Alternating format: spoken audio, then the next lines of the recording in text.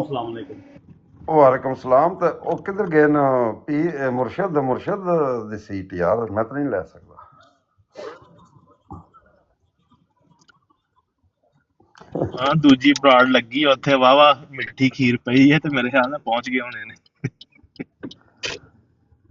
ना ते हुण जेह्ड़ी तैयारी बिलाल कर रहा ना, ये मरज़ाइयां दी निरी मौत है।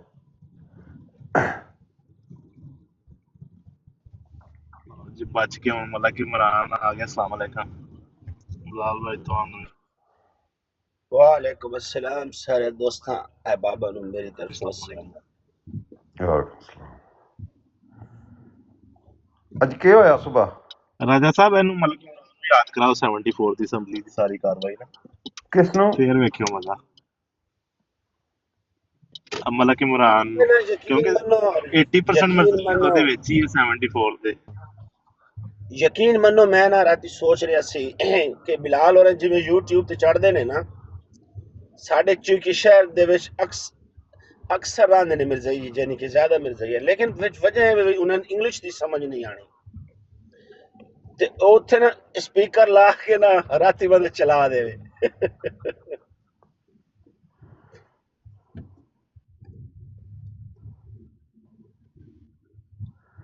यार इन्हां नू कख नहीं समझता। राज साहब वैसे बहुत इंटरेस्टिंग गल है कि कार्रवाई जी है वो छापी भी 2012 नहीं मेरे ख्याल है, यही गल है ना? 11 नहीं 11 नहीं, ठीक है। असल मैं 12 तो आना क्योंकि मैं पढ़ी 12वीं सी उस वेले। अच्छा पढ़े पहले 50 सफ़े ही सन पाठश हो गई सी। बहरहाल 2011 नहीं छपी भी है, ठीक है। तो मतलब भाई जेडे 14 साल 15 साल होने इसने कोई इशू नहीं सी, कोई मिर्जाई इसने बर्बाद नहीं सी करना, कोई प्रॉब्लम नहीं सी, कोई दे विच कुछ भी मतलब कोई नुकता नहीं सन कड्ढन जाना। बस सिर्फ यही करने सन भाई मिर्जा नासिर ने जरा पानिया ने पैसे छट्टे मारी मारते ने मौलविया ने चुप कराई है। बस जिस भाई मौलविया की बहस नहीं होनी लगी भी एक मिर्जा नासिर खड़ोते आ 20 मौलवी असाने जेडे मतलब भाई उन्होंने रोके अस। अच्छा ये सीन इन्हें क्रिएट की अपने बंदियां वास्ते, होर कोई प्रॉब्लम नहीं, कोई इशू नहीं, ना इन्हें पढ़ी ना इन्हें तक्की। जे दैडे नहीं बिलाल हनीफ तो तुसीं हुण पढ़न शुरू की है ना, तको जी मतलब भाई थल मची गई है मरज़इयां में। जिस तरह नहीं भैन जलजला आया सी असाने इलाके में कुछ जमाने में 20-25 साल हो गए, उस तरह इन्हें भी जलजला आया और बिशकारों चीरन गए। या अयाज साहब जिसले मारे झूठ होण, हर गल झूठ होवे, असल च ये बहुत वड्डा डॉक्यूमेंट सी। नाले ये कोई थोड़ा जिहा आईनी कानूनी चीज़ां आ जानियां जिहदे विच कुछ वे इंग्लिश च सी। मुख्तलिफ वजह तो साडे जिहड़े वड्डे डिबेटर ने उन्हां ध्यान ही घट करदे सन इधर। राजा साहब वो वजह है ना कि दूसरे हवालाजात ਉਹਨਾਂ ਕੋ ਸਾਰੇ ਨੇ हर किस्म ਦੀਆਂ ਕਿਤਾਬਾਂ ਉਹਨਾਂ ਪੜੀਆਂ ਨੇ ਇਹਦੇ ਵਿੱਚ ਵੀ ਆਲਮੋਸਟ ਉਹੀ ਚੀਜ਼ਾਂ ਡਿਸਕਸ ਹੋਈਆਂ ਨੇ ਲੇਕਿਨ ਫਰਕ ਹੈ ਵੇ ਕਿ ਆਪਣੇ ਅਕਾਇਦ ਤੋਂ ਮੁਕਰਦੇ ਗਏ ਨੇ ਇਹਦੇ ਵਿੱਚ ਜਿੱਥੇ ਫਸਦੇ ਗਏ ਨੇ ਨਾ ਸਾਡਾ ਅਖਬਾਰ ਵੀ ਨਹੀਂ ਸਾਡਾ ਹਵਾਲਾ ਵੀ ਨਹੀਂ ਮੈਂ ਉਸ ਹਲੀਫਾ ਨਹੀਂ ਮੈਂ ਉਹਦੀ ਗੱਲ ਰੱਦ ਕਰਨਾ ਵਾ ਮੈਂ ਇਹਨੂੰ ਰੱਦ ਕਰਨਾ ਵਾ ਤੇ ਨਬੀ ਨੇ ਮਿਰਜ਼ਾ ਸਾਹਿਬ ਨੋ ਮਹਿਜ਼ ਨੋ ਉਹ ਬਿਲਾਲ ਫਿਰ ਮਰਜ਼ਈਆਂ ਦੀ ਮੌਤ ਲਾ ਦਿੱਤੀ ਇੱਥੇ। ਇਹਨੂੰ ਕੋ ਪੰਜਾਬੀ ਚ ਕਰ ਕਲਾਬ ਲਾਲ ਉਹਨਾਂ ਨੂੰ ਸਮਝ ਆਏ चलो चिट्टे अनपाड़ी ने कोले मिर्जाई उन्हें कोई पता नहीं।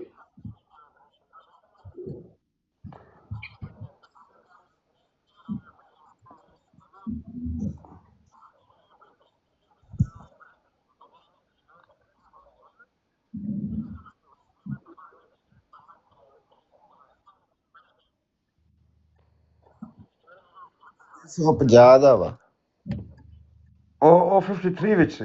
62 पेज आ 62 पेज आ खुतबात महमूद 1950। ਰਾਜਾ ਸਾਹਿਬ ਯਾ ਬਾਜੀ ਇਹਨਾਂ ਕੋ ਕੋਈ ਹਵਾਲਾ ਲੈ ਕੇ ਚਲੇ ਗਿਆ ਕਾਰਵਾਈ ਪੜਨ ਦੇ ਦੌਰਾਨ ਨਾ ਕੋਈ ਸਵਾਲ ਪੁੱਛਿਆ ਜਾ ਕੇ ਤੇ ਅੱਗੋਂ ਪਤਾ ਕੀ ਕਹਿੰਦੇ ਕਿ ਬਾਜੀ ਤੁਸੀਂ ਅਕਾਇਦ 74 ਵਾਲੀ ਅਸੈਂਬਲੀ ਤੋਂ ਨਹੀਂ ਲੈਣੇ ਤੁਸੀਂ ਅਕਾਇਦ ਉਹ ਲੈਣੇ ਜਿਹੜੇ ਅਸੀਂ ਦਵਾਂਗੇ ਉਹਨਾਂ ਨੂੰ ਛੋੜ ਦਿਓ ਅੱਛਾ ਅਬੂ ਬਕਰ ਮੀਰ ਸੁਣੀਏ ਗੱਲ ਜਿਹੜੀ ਮੇਰੀ ਤੇ ਬਿਲਾਲ ਦੀ ਹੋਈ ਹੈ ਉੱਥੇ ਨਾ, ਤੁਸੀਂ ਸੁਣੀ ਵੀ ਹੈ? इमरान एक मिनट म्यूट करना।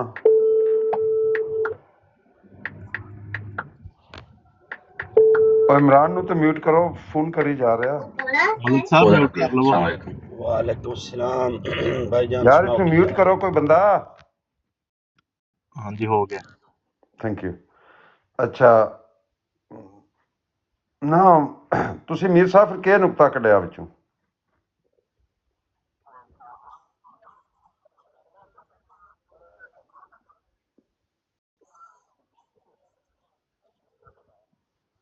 हाँ इस वास्ते मैं कह रहा था ना, मैं सिंगल कट के बिलाल नूं बैटिंग दे दी ना।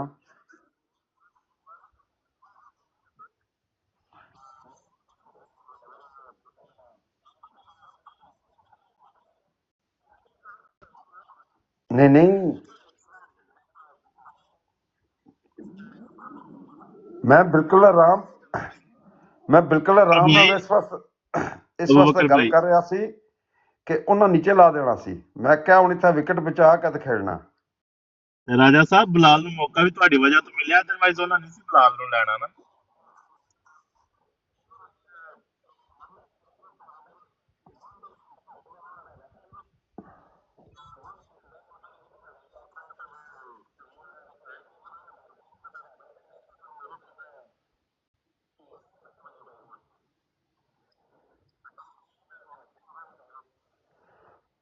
और राठौर साहब ने जितने पॉइंट उठाए ने ना, सारे उन्होंने कोई सिर पैर है ही को नहीं सी।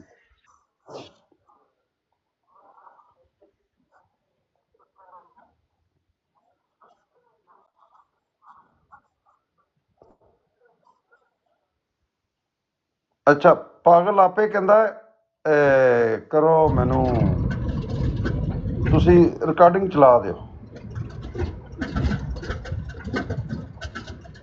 अस्सलाम वालेकुम। वालेकुम सलाम। मेरा फोन आ गया सी, मैं गल कर अमर भाई तुसी नजर नहीं आ रहे ऊपर? ਅਮਰ ਭਾਈ ਤੁਹਾਡੀ ਆਈਡੀ ਬਿਲਕੁਲ ਗਾਇਬ ਹੈ ਤੇ ਤੁਸੀਂ ਕੋਈ ਵੀ ਕੰਮ ਕਰ ਸਕਦੇ ਹੋ, ਥੱਲੇ ਨਹੀਂ ਲਾ ਸਕਦਾ ਤੁਹਾਨੂੰ। ਚੰਗਾ ਨਹੀਂ ਨਹੀਂ ਮੈਨੂੰ ਨਜ਼ਰ ਆ ਰਹੇ ਨੇ, ਤੁਹਾਨੂੰ ਨਹੀਂ ਨਜ਼ਰ ਆ ਰਹੇ। ਇਹ ਕਾਰਨਰ ਤੇ ਬੈਠੇ ਨੇ ਮਲਕ ਇਮਰਾਨ ਦੇ ਨਾਲ। ਗਾਲਾਂ ਕੱਢਾਂਗਾ ਮੈਂ ਗਾਲਾਂ, ਅਗਰ ਮੈਂ ਵੱਡਾ ਮਾਈਕ ਲਾ ਨਜ਼ਰ ਨਹੀਂ ਆ ਕਿਸੇ ਨੂੰ ਰਿਹਾ। ਨਹੀਂ ਨਜ਼ਰ ਆਉਂਦੇ ਪਏ। ਵੱਡਾ ਮਾਈਕ ਲਾ ਕੇ ਮੈਂ ਗਾਲਾਂ ਕੱਢਾਂ। ਸੋਇਬ ਰਾਜਾ ਜਰਾ ਸੁਣ ਵਰਿਆਮ ਦੀ ਉਹ ਵੀਡੀਓ ਬਰਾਡ ਵੇਖ ਕਿੰਨਾ ਅਸਰ ਹੋਇਆ ਪਿਆ, ਚੀਕਾਂ ਮਾਰਨ ਲੱਗਿਆ ਜੋਇਆ ਉੱਥੇ। ਅਮਰ ਭਾਈ ਉੱਥੇ ਲੁੱਡੀਆਂ ਪਾਉਂਦੇ ਨੇ ਪਏ ਕਿ ਕੀ ਗੱਲ ਹੋਈ ਹੈ ਉਹਨਾਂ ਦੀ? ਨਹੀਂ ਕੌਣ ਲੁੱਡੀਆਂ ਪਾਉਂਦਾ ਪਿਆ? ਵਿਸਾਂ ਘੋਲਦੇ ਪਹਿਲੇ ਦੀ ਗੱਲ ਹੈ 10-15 ਮਿੰਟ ਪਹਿਲੇ ਤੇ ਉਹ ਤੇ ਢੋਲ ਲੈ ਕੇ ਉੱਥੇ ਫਿਰਦੇ ਨੇ।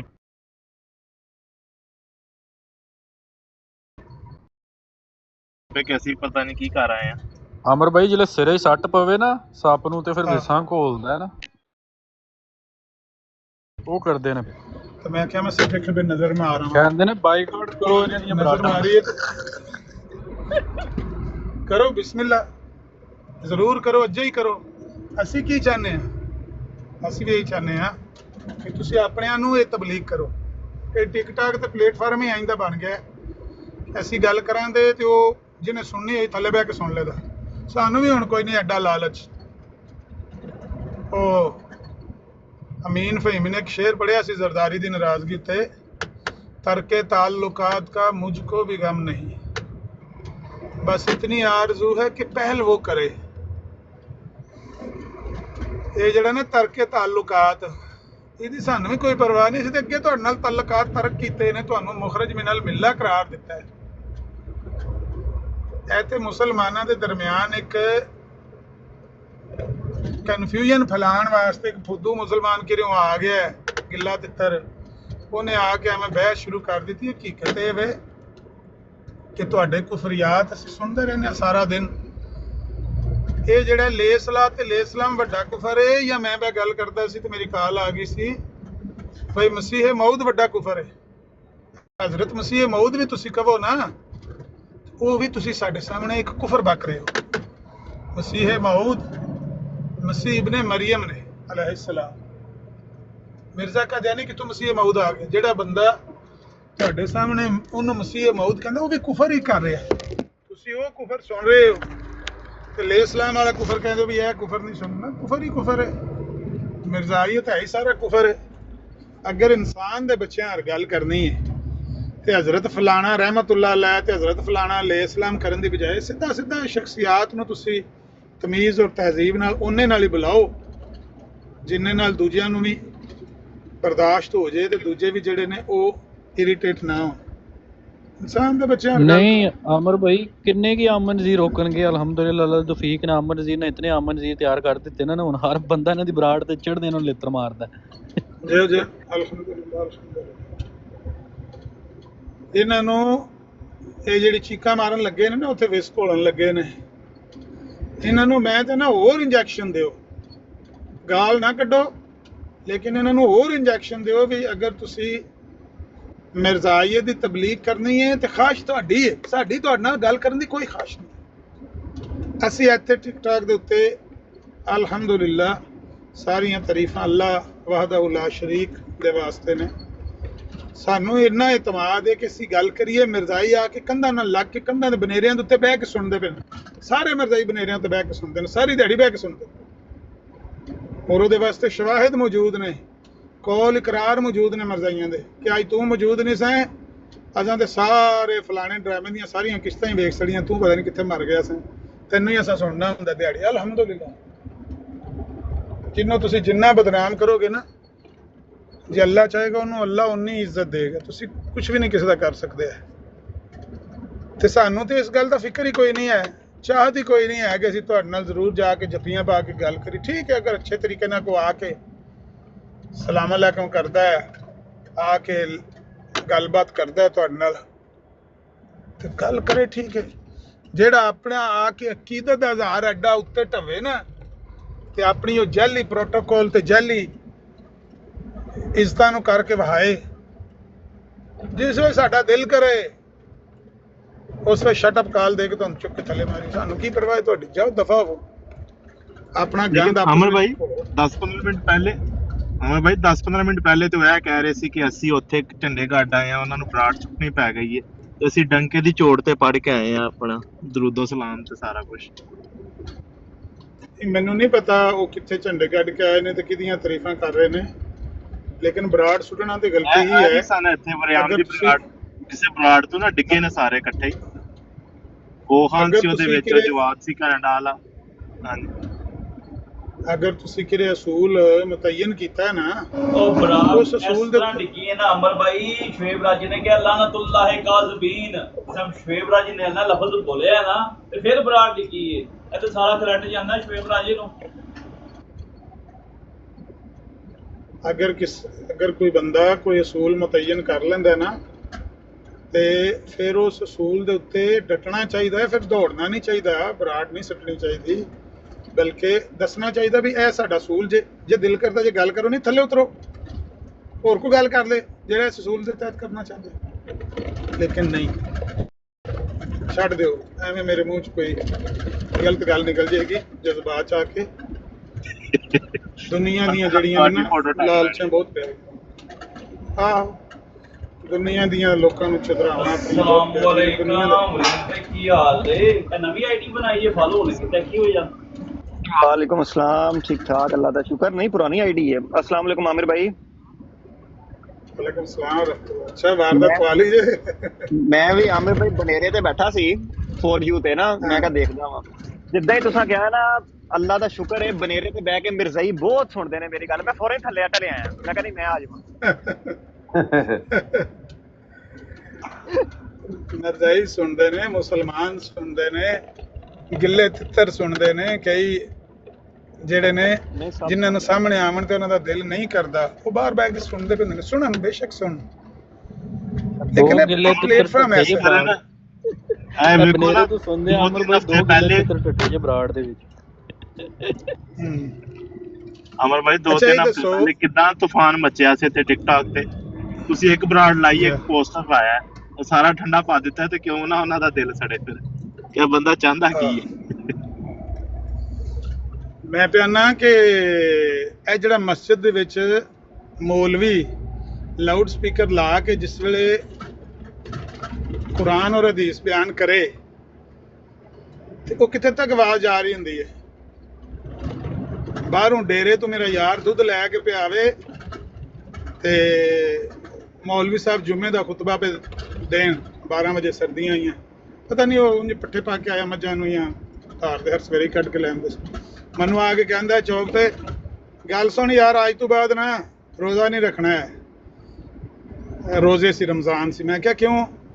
ਕਹਿੰਦਾ ਮੈਂ ਜੁਮੇ ਦਾ ਖੁਤਬਾ ਸੁਣਦਾ ਆਉਂਦਾ ਸੀ ਪਿਆ ਡੇਰੇ ਤੋਂ, ਤੇ ਸਪੀਕਰ 'ਚ ਆਵਾਜ਼ ਆ ਰਹੀ ਸੀ, ਤੁਹਾਡੇ ਕਾਰੀ ਸਾਹਿਬ ਕਹਿ ਰਹੇ ਸੀ ਤੂੰ ਰੋਜ਼ਾ ਵੀ ਰੱਖੀ ਜਾਂਦਾ ਤੇ VCR ਵੀ ਵੇਖੀ ਜਾਂਦਾ, ਤੂੰ ਰੋਜ਼ਾ ਵੀ ਰੱਖੀ ਜਾਂਦਾ ਤੇ ਭੈੜੇ ਕੰਮ ਵੀ ਕਰੀ ਜਾਂਦਾ, ਤੂੰ ਰੋਜ਼ਾ ਵੀ ਰੱਖੀ ਜਾਂਦਾ ਤੇ ਝੂਠ ਵੀ ਬੋਲੀ ਜਾਂਦਾ। ਕਹਿੰਦਾ ਫਿਰ ਇਖਤਲਾਫ ਤੇ ਰੋਜ਼ੇ ਦਾ ਹੀ ਹੈ ਨਾ। ਐਡਾ ਜ਼ਿੱਦ ਤੇ ਕਾਰੀ ਸਾਹਿਬ ਰੋਜ਼ੇ ਤੇ ਹੀ ਕਰਨ ਲੱਗੇ ਸਨ ਵੀ ਰੋਜ਼ਾ ਕਿਉਂ ਰੱਖਿਆ ਜੀ, ਤੇ ਕੱਲ ਤੂੰ ਰੋਜ਼ਾ ਨਹੀਂ ਰੱਖਾਂਗੇ। ਵੈਸੇ ਸ਼ੁਗਲ ਦੀ ਗੱਲ ਸੀ। ਤੇ ਮੇਰਾ ਕਹਿਣ ਦਾ ਮਕਸਦ ਹੈ ਕਿ ਜਿਹੜੀ ਇਹ ਨਾ ਟਿਕਟੌਕ ਦਾ ਪਲੇਟਫਾਰਮ, ਇਹ ਬਿਲਕੁਲ ਉਸ ਸ਼ਕਲ ਦਾ ਹੈ ਕਿ ਤੁਸੀਂ ਇੱਕ ਮਸਜਿਦ ਦਾ ਲਾਊਡ ਸਪੀਕਰ ਆਰ ਇਸਤੇਮਾਲ ਇਹਨੂੰ ਕਰ ਸਕਦੇ ਹੋ। ਇਹਦੀ ਆਵਾਜ਼ ਜਿਹਦਾ ਦਿਲ ਕਰਦਾ ਸੁਣ ਲੇ, ਜਿਹਦਾ ਨਹੀਂ ਦਿਲ ਕਰਦਾ ਨਾ ਸੁਣੇ। ਲੇਕਿਨ ਜਿਹੜਾ ਸੁਣਨਾ ਚਾਹੀਦਾ ਉਹ ਬਾਹਰ ਬਹਿ ਕੇ, ਬਨੇਰੇ ਤੇ ਬਹਿ ਕੇ ਸੁਣ ਲੇਗਾ, ਕੰਨ ਤੇ ਬਹਿ ਕੇ ਸੁਣ ਲੇਗਾ। ਉਹ ਤੁਸੀਂ ਉਹਨੂੰ ਇਸ ਤਰ੍ਹਾਂ ਇਸਤੇਮਾਲ ਕਰੋ। ਕੋਈ ਜ਼ਰੂਰੀ ਨਹੀਂ ਆਇਆ ਕਿ ਤੁਸੀਂ ਹਰ ਇੱਕ ਨੂੰ ਝਗੜਾ ਕਰਕੇ, ਕਨਵਿੰਸ ਕਰਕੇ, ਉਹਨੂੰ ਦਲੀਲ ਦੇ ਕੇ ਤੇ ਉਹਨੂੰ ਢਾਹ ਕੇ, ਮਨਾ ਕੇ, ਉਹਦੇ ਕੋਲ ਦਸਤਖਤ ਕਰਵਾ ਕੇ ਲੈ ਕੇ, ਉਹ ਕਿਹੜਾ ਮਿਲ ਗਿਆ ਠੀਕ ਹੈ। ਰਾਤੀ ਚੌਹਾਨ ਸਾਹਿਬ ਮਿਲੇ ਸੀ, ਮੈਂ ਕਿਹਾ ਇੱਥੇ ਦਸਤਖਤ ਕਰਕੇ ਜਾਓ ਕਿ ਇਹੋ ਜਿਹਾ ਬੰਦਾ ਜਿਹੜਾ ਤੁਹਾਡੇ ਨਾਲ ਨਬੀ ਬਣ ਸਕਦਾ ਹੈ, ਜਿਹੜਾ ਚੋਰ ਹੋਵੇ, ਡਾਕੂ ਹੋਵੇ, ਜ਼ਾਨੀ ਹੋਵੇ, ਛਿੱਤਰ ਖਾਦੇ ਹੋਣ ਲੰਬਰਦਾਰ ਕੋਲੋਂ, ਤੇ ਗੰਦ ਚੁੱਕਦਾ ਹੋਵੇ, ਗਲੀਆਂ ਨਾਲੀਆਂ ਸਾਫ਼ ਕਰਦਾ, ਦੱਸੋ ਇੱਥੇ ਦਸਤਖਤ ਕਰੋ। ਮਿਰਜ਼ਾ ਸਾਹਿਬ ਨੇ ਆਖਿਆ ਉਹ ਵੀ ਨਬੀ ਬਣ ਸਕਦਾ ਹੈ। ਚਲੋ ਉਹ ਮਿਰਜ਼ਾਈਆਂ ਨੂੰ ਪਤਾ ਲੱਗ ਗਿਆ ਵੀ ਇਹ ਗੱਲ ਤੇ ਜਿਹੜੀ ਮਿਰਜ਼ਾ ਸਾਹਿਬ ਨੇ ਪਹਿਲੀ ਲਿਖੀ ਹੈ ਨਾ, ਇਹ ਤਾਂ ਸਾਡੀ ਮੌਤ। ਤੇ ਮਿਰਜ਼ਾਈ ਫਿਰ ਰੋਲਾ ਪਾਉਂਦੇ ਸੀ ਵਿੱਚ। ਤੇ ਇਹੋ ਜਿਹਾ ਕਿਰੇ ਮੌਕਾ ਬਣ ਗਿਆ, ਲੜਨਾ ਪੈ ਗਿਆ, ਲੜ ਲਿਆ। ਨਹੀਂ, ਇੱਥੇ ਬਹਿ ਕੇ ਆਪਣੀ ਬਰਾੜ ਦੇ ਉੱਤੇ, ਇਹ ਇੱਕ ਮਸਜਿਦ ਦੇ ਲਾਊਡ ਸਪੀਕਰ ਦੀ ਤਰ੍ਹਾਂ, ਇਹ ਤੁਹਾਡੀ ਤਬਲੀਗ, ਇਹ ਤੁਹਾਡੀ ਆਵਾਜ਼, ਆਵਾਜ਼ ਤੁਹਾਡੀ ਦੂਰ ਤੱਕ ਜਾ ਰਹੀ, ਸੁਣ ਰਹੇ ਨੇ ਲੋਕ ਦੂਰ ਬਹਿ ਕੇ। ਲੋਕਾਂ ਨੂੰ ਦੱਸੋ ਕਿ ਮਿਰਜ਼ਾ ਕਾਦੀਆਨੀ ਨੇ ਕੀ ਜਲੇਬੀਆਂ ਬਣਾ ਕੇ ਮਿਰਜ਼ਾਈਆਂ ਨੂੰ ਦਿੱਤੀਆਂ ਨੇ। ਇਸ ਤਰ੍ਹਾਂ ਦਾ ਵੀ ਨਬੀ ਆ ਸਕਦਾ ਹੈ ਜਿਹਨੇ ਚੋਰੀ ਕੀਤੀ ਹੈ, ਜ਼ਨਾ ਕੀਤਾ ਹੈ, ਡਕੈਤੀ ਕੀਤੀ ਹੈ, ਸ਼ਰਾਬ ਪੀਤੀ ਹੈ, ਚਰਸ ਪੀਤੀ ਹੈ, ਹਾਂਜੀ, ਤੇ ਪਿੰਡ ਦੇ ਲੰਬਰਦਾਰ ਨੇ ਉਹਨੂੰ ਇਹਨਾਂ ਜੁਰਮਾਂ ਦੀ ਵਜ੍ਹਾ ਤੋਂ ਫੜ ਕੇ ਛਿੱਤਰ ਫੇਰੇ ਨੇ। 2-4 ਵਾਰੀ ਡਕੈਤੀ ਦੇ ਕੇਸ 'ਚ ਜੇਲ੍ਹ 'ਚ ਵੀ ਰਹਿ ਕੇ ਆਇਆ ਹੈ। ਚੂੜਾ ਚਮਾਰ, ਗਲੀ ਦਾ ਗੰਦ ਚੁੱਕਣ ਵਾਲਾ, ਨਜਾਸਤ ਚੁੱਕਣ ਵਾਲਾ, ਨਸਲ ਦਰ ਨਸਲ, ਪਿਓ ਦਾਦਾ ਵੀ ਉਹਦਾ ਹੀ ਕੰਮ ਕਰਦਾ ਹੈ। ਹੋ ਸਕਦਾ ਉਹ ਵੀ ਨਬੀ ਬਣ ਜਾਏ ਮਿਰਜ਼ਾਈਆਂ ਦੇ ਨਜ਼ਦੀਕ। ਇਹ ਮਿਆਰ ਪੇਸ਼ ਕਰਨ ਤੋਂ ਬਾਅਦ ਅੱਗੂ ਜਲੇਬੀ ਦਾ ਵੱਟ ਦਿੱਤਾ ਹੈ ਮਿਰਜ਼ਾ ਕਾਦੀਆਨੀ ਨੇ। ਅੱਗੂ ਜਲੇਬੀ ਦਾ ਨਹੀਂ, ਉਹ ਹਲਵਾਈ ਜਿਸ ਤਰ੍ਹਾਂ ਫੇਰਦਾ ਪੌਣਾ ਫੜ ਕੇ, ਅੱਗੋਂ ਫੇਰਿਆ ਮਿਰਜ਼ਾ ਕਾਦੀਆਨੀ ਨੂੰ ਤੇ ਉਹਨੇ ਆਖਿਆ ਲੇਕਿਨ ਅੱਲਾਹ ਤਾਲਾ ਨੇ ਕਦੇ ਬਣਾਇਆ ਨਹੀਂ ਅੱਜ ਤੱਕ। ਕਦੀਮ ਤੋਂ ਸੁन्नत ਅੱਲਾ ਨਹੀਂ ਹੈ। ਜੇ ਕਦੀਮ ਤੋਂ ਸੁन्नत ਅੱਲਾ ਨਹੀਂ ਹੈ, ਔਰ ਇਹ ਗੱਲ ਅਕਲ ਦੇ ਵੀ ਖਿਲਾਫ ਹੈ ਕਿ ਐਸੇ ਸ਼ਖਸ ਨੂੰ ਅਗਰ ਅੱਲਾਹ ਤਾਲਾ ਨਬੀ ਬਣਾਏਗਾ ਤੇ ਉਹਦੀ ਮੰਨੇਗਾ ਕੌਣ? ਲੋਕੀ ਆਖਣਗੇ ਤੂੰ ਤੇ ਆਪ ਜ਼ਨਾ ਕਰਦਾ ਰਹੇ, ਤੂੰ ਤੇ ਆਪ ਸ਼ਰਾਬ ਦੇ ਕੇਸ ਵਿੱਚ ਜੇਲ੍ਹ ਰਹਿ ਕੇ ਆਇਆ, ਤੂੰ ਤੇ ਆਪ ਡਕੈਤੀ ਕਰਦਿਆਂ ਰੰਗੇ ਹੱਥੋਂ ਫੜਿਆ ਗਿਆ, ਤੈਨੂੰ ਤੇ ਆਪ ਲੰਬਰਦਾਰ ਨੇ ਮੂੰਹ ਕਾਲਾ ਕਰਕੇ ਖੋਤੇ ਦੇ ਬਹਾ ਕੇ ਛਿੱਤਰ ਮਾਰੇ ਸੀ, ਪਿੰਡ ਪੂਰੇ ਘੁਮਾਇਆ ਸੀ, ਤੂੰ ਕਹਦਾ ਨਬੀ ਬਣ? ਉਹਨੂੰ ਮੰਨੇਗਾ ਕੋਈ ਨਹੀਂ। ਅਕਲ ਦੇ ਵੀ ਖਿਲਾਫ ਹੈ, ਨਕਲ ਦੇ ਵੀ ਖਿਲਾਫ ਹੈ। ਕਦੀਮ ਤੋਂ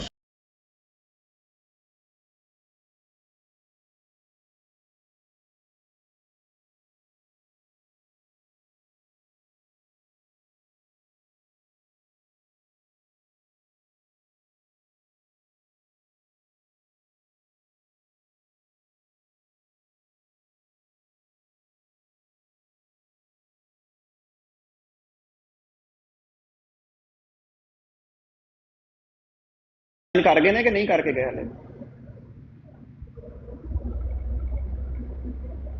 ਹਾਂ,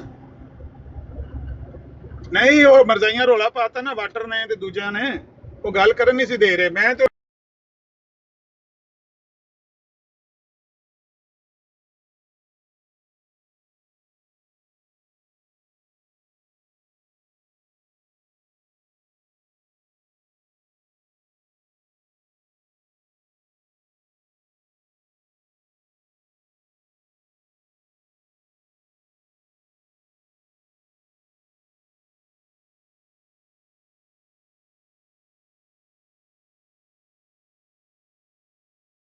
ਅਗਲੀ ਗੱਲ ਤੇ ਸਾਡਾ ਇਖਤਲਾਫ ਹੀ ਕੋਈ ਨਹੀਂ। ਅੱਲਾਹ ਤਾਲਾ ਨੇ ਕਦੇ ਐਸੇ ਸ਼ਖਸ ਨੂੰ ਨਬੀ ਨਹੀਂ ਬਣਾਇਆ ਨਾ ਉਹਦੀ ਸੁन्नत है, ना अकल के मुताबिक है कि ऐसा शख्स नबी बन जाएगा। ਉਹਨੂੰ ਜ਼ਾਹਿਰ ਮੰਨੇਗਾ ਕੌਣ? ਅਕਲ ਦੇ ਵੀ ਖਿਲਾਫ ਹੈ, ਨਕਲ ਦੇ ਵੀ ਖਿਲਾਫ। ਅਨੀਸ਼ਾ ਸ਼ੇਖ ਸਾਹਿਬ ਉਹਦੇ ਤੇ ਮੇਰਾ ਇਖਤਲਾਫ ਹੈ। ਅਨੀਸ਼ਾ ਸ਼ੇਖ ਸਾਹਿਬ ਨੇ ਤੁਹਾਡੇ ਵਾਸਤੇ ਇੱਕ ਸਵਾਲ ਭੇਜਿਆ ਵਾ, ਮੈਂ ਨਹੀਂ ਪੜ ਰਿਹਾ, ਦੇਖਣਾ ਪੜ ਦਵਾਂ ਸਵਾਲ। ਆਮਿਰ ਭਾਈ ਇਹ ਹੈਗਾ ਵਾ ਕਿ ਆਮਰ ਸਾਹਿਬ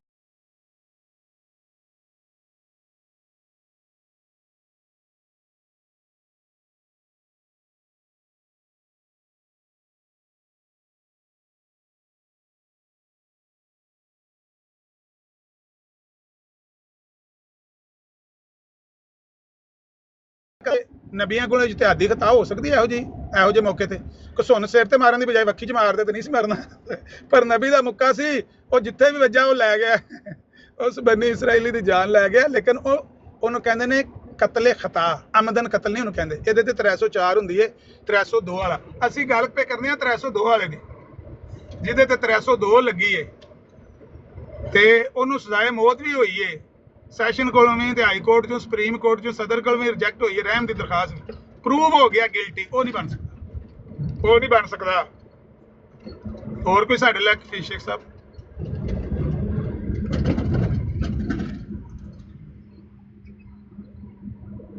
बिल्ली को फांसी दो। शेख साहब आ जाओ, शेख साहब ऊपर आ जाओ, ऊपर आके गल कर लो, आ जाओ।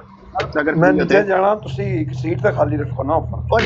और हैगी एक सीट खाली है ना, एक सीट खाली तो है, मैंने तो शो हो रही है एक सीट खाली। यार उठे कोई बंदा बैठा नहीं खाली, मेरी तो आईडी नजर आ रही है मलक मरान दे परले पास खाली।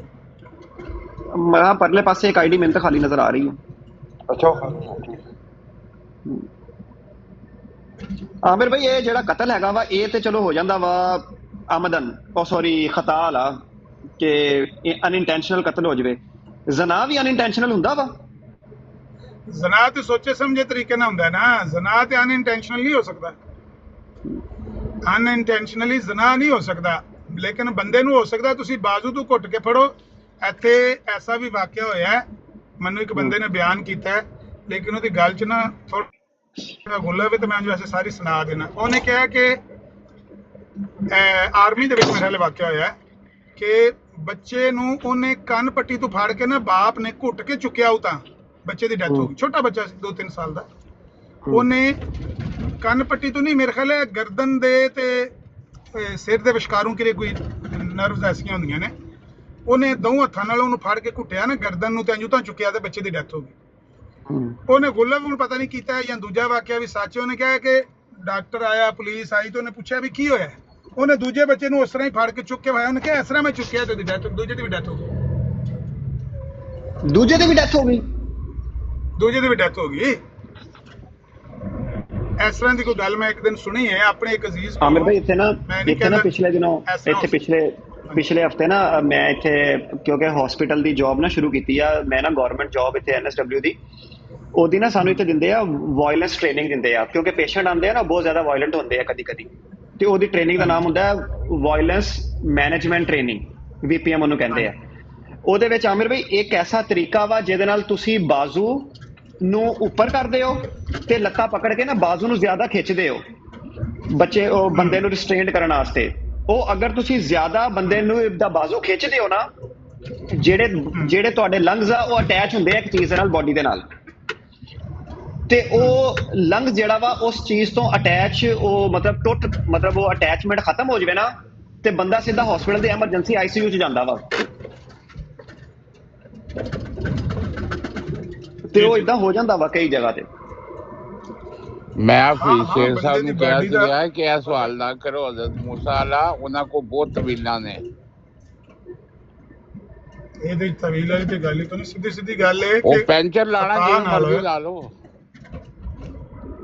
ਦੇਖੋ ਜੀ ਤੁਸੀਂ ਪੈਂਚਰ ਰੱਖ ਲਓ। ਹਾਂਜੀ, ਬੰਦਿਆਂ ਦੇ ਸ਼ਹੀਦ ਹੋਣ ਦੇ ਵੀ ਇਸ ਤਰ੍ਹਾਂ ਦੇ ਵਾਕਿਆਤ ਹੈ ਨੇ। ਅਗਰ ਤੁਸੀਂ ਕਾਦੀਆਨੀਆਂ ਦੀ ਸ਼ੁਹਦਾਏ ਆਮਦੀਅਤ ਦੀ ਲਿਸਟ ਪੜੋ ਨਾ। ਵਾਹ, ਚੋਸਾ ਬੈਠੇ ਨੇ। ਚੋਸਾ ਤੁਹਾਡੀ ਆਵਾਜ਼ ਸੁਣ ਕੇ ਅੱਛਾ ਲੱਗਾ। ਹਾਂਜੀ, ਲਓ ਜੀ, ਤੁਸੀਂ ਵਾਲੇ ਵਾਕਿਆਤ ਸੁਣਾ ਰਹੇ ਹੋ ਨਾ ਕਿ ਬੰਦੇ ਦਾ ਫੌਤ ਹੋਣ ਦਾ, ਤੁਹਾਨੂੰ ਕਾਦੀਆਨੀ ਜਿਹੜੀ ਜਮਾਤ ਦੇ ਨਜ਼ਦੀਕ ਸ਼ਹੀਦ ਹੋਣ ਦੇ ਮੈਂ ਤੁਹਾਨੂੰ ਇਹੀ ਤੇ ਵਾਕਿਆ ਸੁਣਾ ਦੇਣਾ। ਮੈਂ ਸ਼ੁਹਦਾਏ ਅਹਿਮਦੀਅਤ ਦੀ ਲਿਸਟ ਕੱਢੀ ਗੂਗਲ ਤੋਂ, ਉਹਦੇ ਚ ਲਿਖਿਆ ਅਲਫ ਬੇ ਦੇ ਹਿਸਾਬ ਨਾਲ ਕਿ ਕਾਫ ਕੈਨੇਡਾ ਦੇ ਵਿੱਚ ਜਿਹੜੇ ਸ਼ਹੀਦ ਹੋਏ ਨੇ। ਮੈਂ ਸੋਚਿਆ ਵੀ ਕੈਨੇਡਾ 'ਚ ਜਿਹੜੇ ਸ਼ਹੀਦ ਹੋਏ ਨੇ ਉਹ ਪੜਾਂ। ਆਮ ਜਿਹੜਾ ਕਾਦੀਆਨੀ ਮਲੰਗ ਹੈ ਉਹ ਵੀ ਪੜ ਸਕਦਾ ਹੈ। ਗੂਗਲ ਤੇ ਜਾਓ, ਸ਼ੁਹਦਾਏ ਅਹਿਮਦੀਅਤ ਦੀ ਆਪਣੀ ਲਿਸਟ ਕੱਢੋ, ਉਹਦੇ ਵਿੱਚ ਕੈਨੇਡਾ ਦੇ ਵਿੱਚ ਵੀ ਸ਼ਹੀਦ ਹੋਏ। ਮੈਂ ਸੋਚਿਆ ਭਈ ਕੈਨੇਡਾ 'ਚ ਜਿਹੜੇ ਸ਼ਹੀਦ ਹੋਏ ਨੇ ਉਹਨਾਂ ਦੇ ਬਾਰੇ ਪੜ੍ਹਨਾ ਚਾਹੀਦਾ। जनाब बशारत अहमद साहब घर से निकले दवाई लेने के लिए, और गाड़ी में बैठने के थोड़ी देर बाद उनकी हालत ख़राब हो गई और बशारत साहब जो हैं उसी हालत में कोमे में चले गए, और 2 दिन के बाद बशारत साहब फौत हो गए, और उन्होंने इस तरह वो भी शहीद हो गए क्योंकि वो जमात की तबलीग के लिए कनाडा आए हुए थे। इत्थे रख अमरीका नहीं तुसी पढ़ो जाके। नहीं जो साहब तुसी गौर नहीं कीता, बशारत साहब दवाई किहड़ी लैण चले सी, ये नहीं तुहानू समझ लगी। हाँ अच्छा अगे सुनो, कनाडा अमेरिका में शुहदा अहमदियत, यूके में शुहदाए अहमदियत, जर्मनी में आ जिन्ने इन्हां मुल्कां दे शुहदाए अहमदियत ने वो सारे दवाई लैण गए ने, कोई गड्डी च मर गया। जनाब नसीर अहमद साहब टोरंटो से गाड़ी लेके निकले, और जब वो अपने घर से गाड़ी लेके निकले तो एक मुखालफ तरफ से एक गाड़ी आई, वो हिट हो गई। नसीर साहब जो है वो मौका पे फौत हो गए, लिहाजा उन्होंने राय खुदा में, राय खुदा का मतलब है कादियानी कल्ट वास्ते, जान दे दी, और इस तरह वो जामे शहादत नोश फरमाया। तुसी शुहदाए अहमदियत दी गूगल ते लिस्ट जाओ, कनाडा, अमेरिका, जर्मनी, फ्रांस, इन्हां मुल्कां च जिन्ने शुहदाए अहमदियत ने सारे गड्डी च मर गए ने। ये सारे दवाई लैण निकले सी। लो जी अगे जिहड़ा बंदा जिन्ने किताब लिखी है उन्हें क्या है कि मैनू जमात ने हदायत फरमाई कि तमाम मुबल्लिगीन जो हैं वो चूंकि शहीद हैं, उनकी मौत इसलिए उनका जिक्र किया जाए, लेकिन तमाम मुबल्लिगीन का अगर मैं जिक्र करता तो शुहदाए आम दी ए उन्हें किताब दे तारफ च लिखे है तो कई किताबें बन जाती। लिहाजा कई शहीद जिहड़े ने उन्हें अपनी मर्जी नाल विचों छड्ड छड़े। जिवें बंदा आंदा ना कि आ दाने चुन लो यार, आ मोटे मोटे ने, ते छोटे छोटे दाने उन्हें परां कर दिते, ते उन्हें जनाब अली को 500-700 शहीद बना के उन्होंने दे दिता।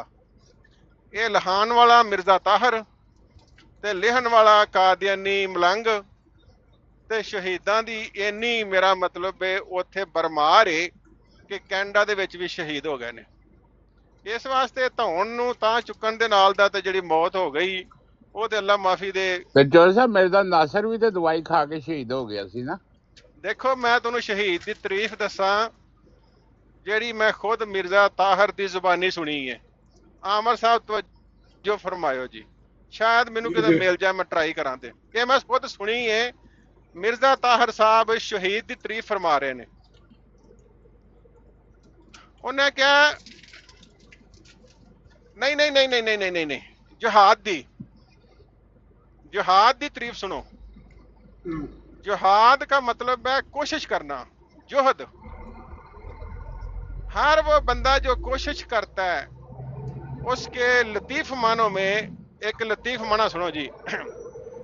अगर कोई बंदा किसी को प्यार करता है, मर्द या औरत, और वो किसी को बताता नहीं है, उसका प्यार अपने दिल के अंदर छुपाने की जो वो जुहद करता है, कोशिश करता है, और बगैर बताए अगर वो मर जाता है वो भी जिहाद करता है। वाह, मुजाहिद मिर्जायत एक औरत के इश्क में अपना जुहद करता रहा। जिहाद दा जुहद लफज ना जिवें नबी दा लफज आंदा ना, ओ खलो जो भरावो अही इत्थे जिहाद करांगे। ये ते अंगूर खट्टे वाला हिसाब हो गया। ये ऐसे इत्थे भरावा जिहाद पे चलदा। 1 मिनट सुन लो, कादियानियां दा जिहाद पे चलान डे असीं। ਜਿਵੇਂ ਤੁਹਾਨੂੰ ਆਂਦੇ ਨਾ ਕਿ ਨਬੀ ਦਾ ਮਤਲਬ ਕੀ ਹੈ, ਕਾਫਰ ਦਾ ਮਤਲਬ ਇਨਕਾਰ, ਜਿਵੇਂ ਮੈਨੂੰ ਅਨਸਰ ਆਂਦਾ ਸੀ। ਹਾਂ ਸੋ ਇਨਕਾਰ, ਮੈਂ ਉਹਨੂੰ ਕਿਹਾ ਵੀ, ਮੈਂ ਕਿਹਾ ਮੈਂ ਜੇ ਟਰੱਕ ਦਾ ਟਾਇਰ ਚਾੜਾ ਨਾ ਚੜੇ ਤੇ ਮੈਂ ਕਿਹਾ ਜੀ ਮੈਂ ਕੋਸ਼ਿਸ਼ ਕਰ ਰਿਹਾ, ਜਾਂ ਮੈਨੂੰ ਕੋਈ ਬੰਦਾ ਆਖੇ ਕਿ ਯਾਰ ਤੂੰ ਟਰੱਕ ਦਾ ਟਾਇਰ ਬਦਲ ਲੈ, ਤੇ ਮੈਂ ਇਨਕਾਰ ਕਰ ਦਿਆਂ, ਤੇ ਫਿਰ ਮੈਂ ਟਾਇਰ ਦਾ ਕਾਫਰ ਹੋ ਗਿਆ। ठीक है, तू अनकार दा जिहाद, अगर कोई बंदा कोई औरत किसी का प्यार दिल में रखे और जोहद करके कोशिश करके वो किसी को बताए ना और वो मर जाए, वो भी लतीफ मानों में शहीद है, जो मसलन मुजाहिद है। यानी दूसरे लफ्जों में आप इसे ये भी कह सकते हैं कि अंगूर खट्टे हैं। अच्छा, मैं समझना कि हर बंदा तकरीबन ਉਹਨੂੰ ਯਾਰ ਕੋਈ ਨਾ ਕੋਈ ਬੰਦਾ ਤੇ ਸੋਹਣਾ ਲੱਗਦਾ ਹੀ ਏ। ਇਹਦਾ ਮਤਲਬ ਤੇ ਇਹ ਵੇ ਕਿ ਸਾਰੇ ਹੀ ਮੁਜਾਹਦ ਨੇ।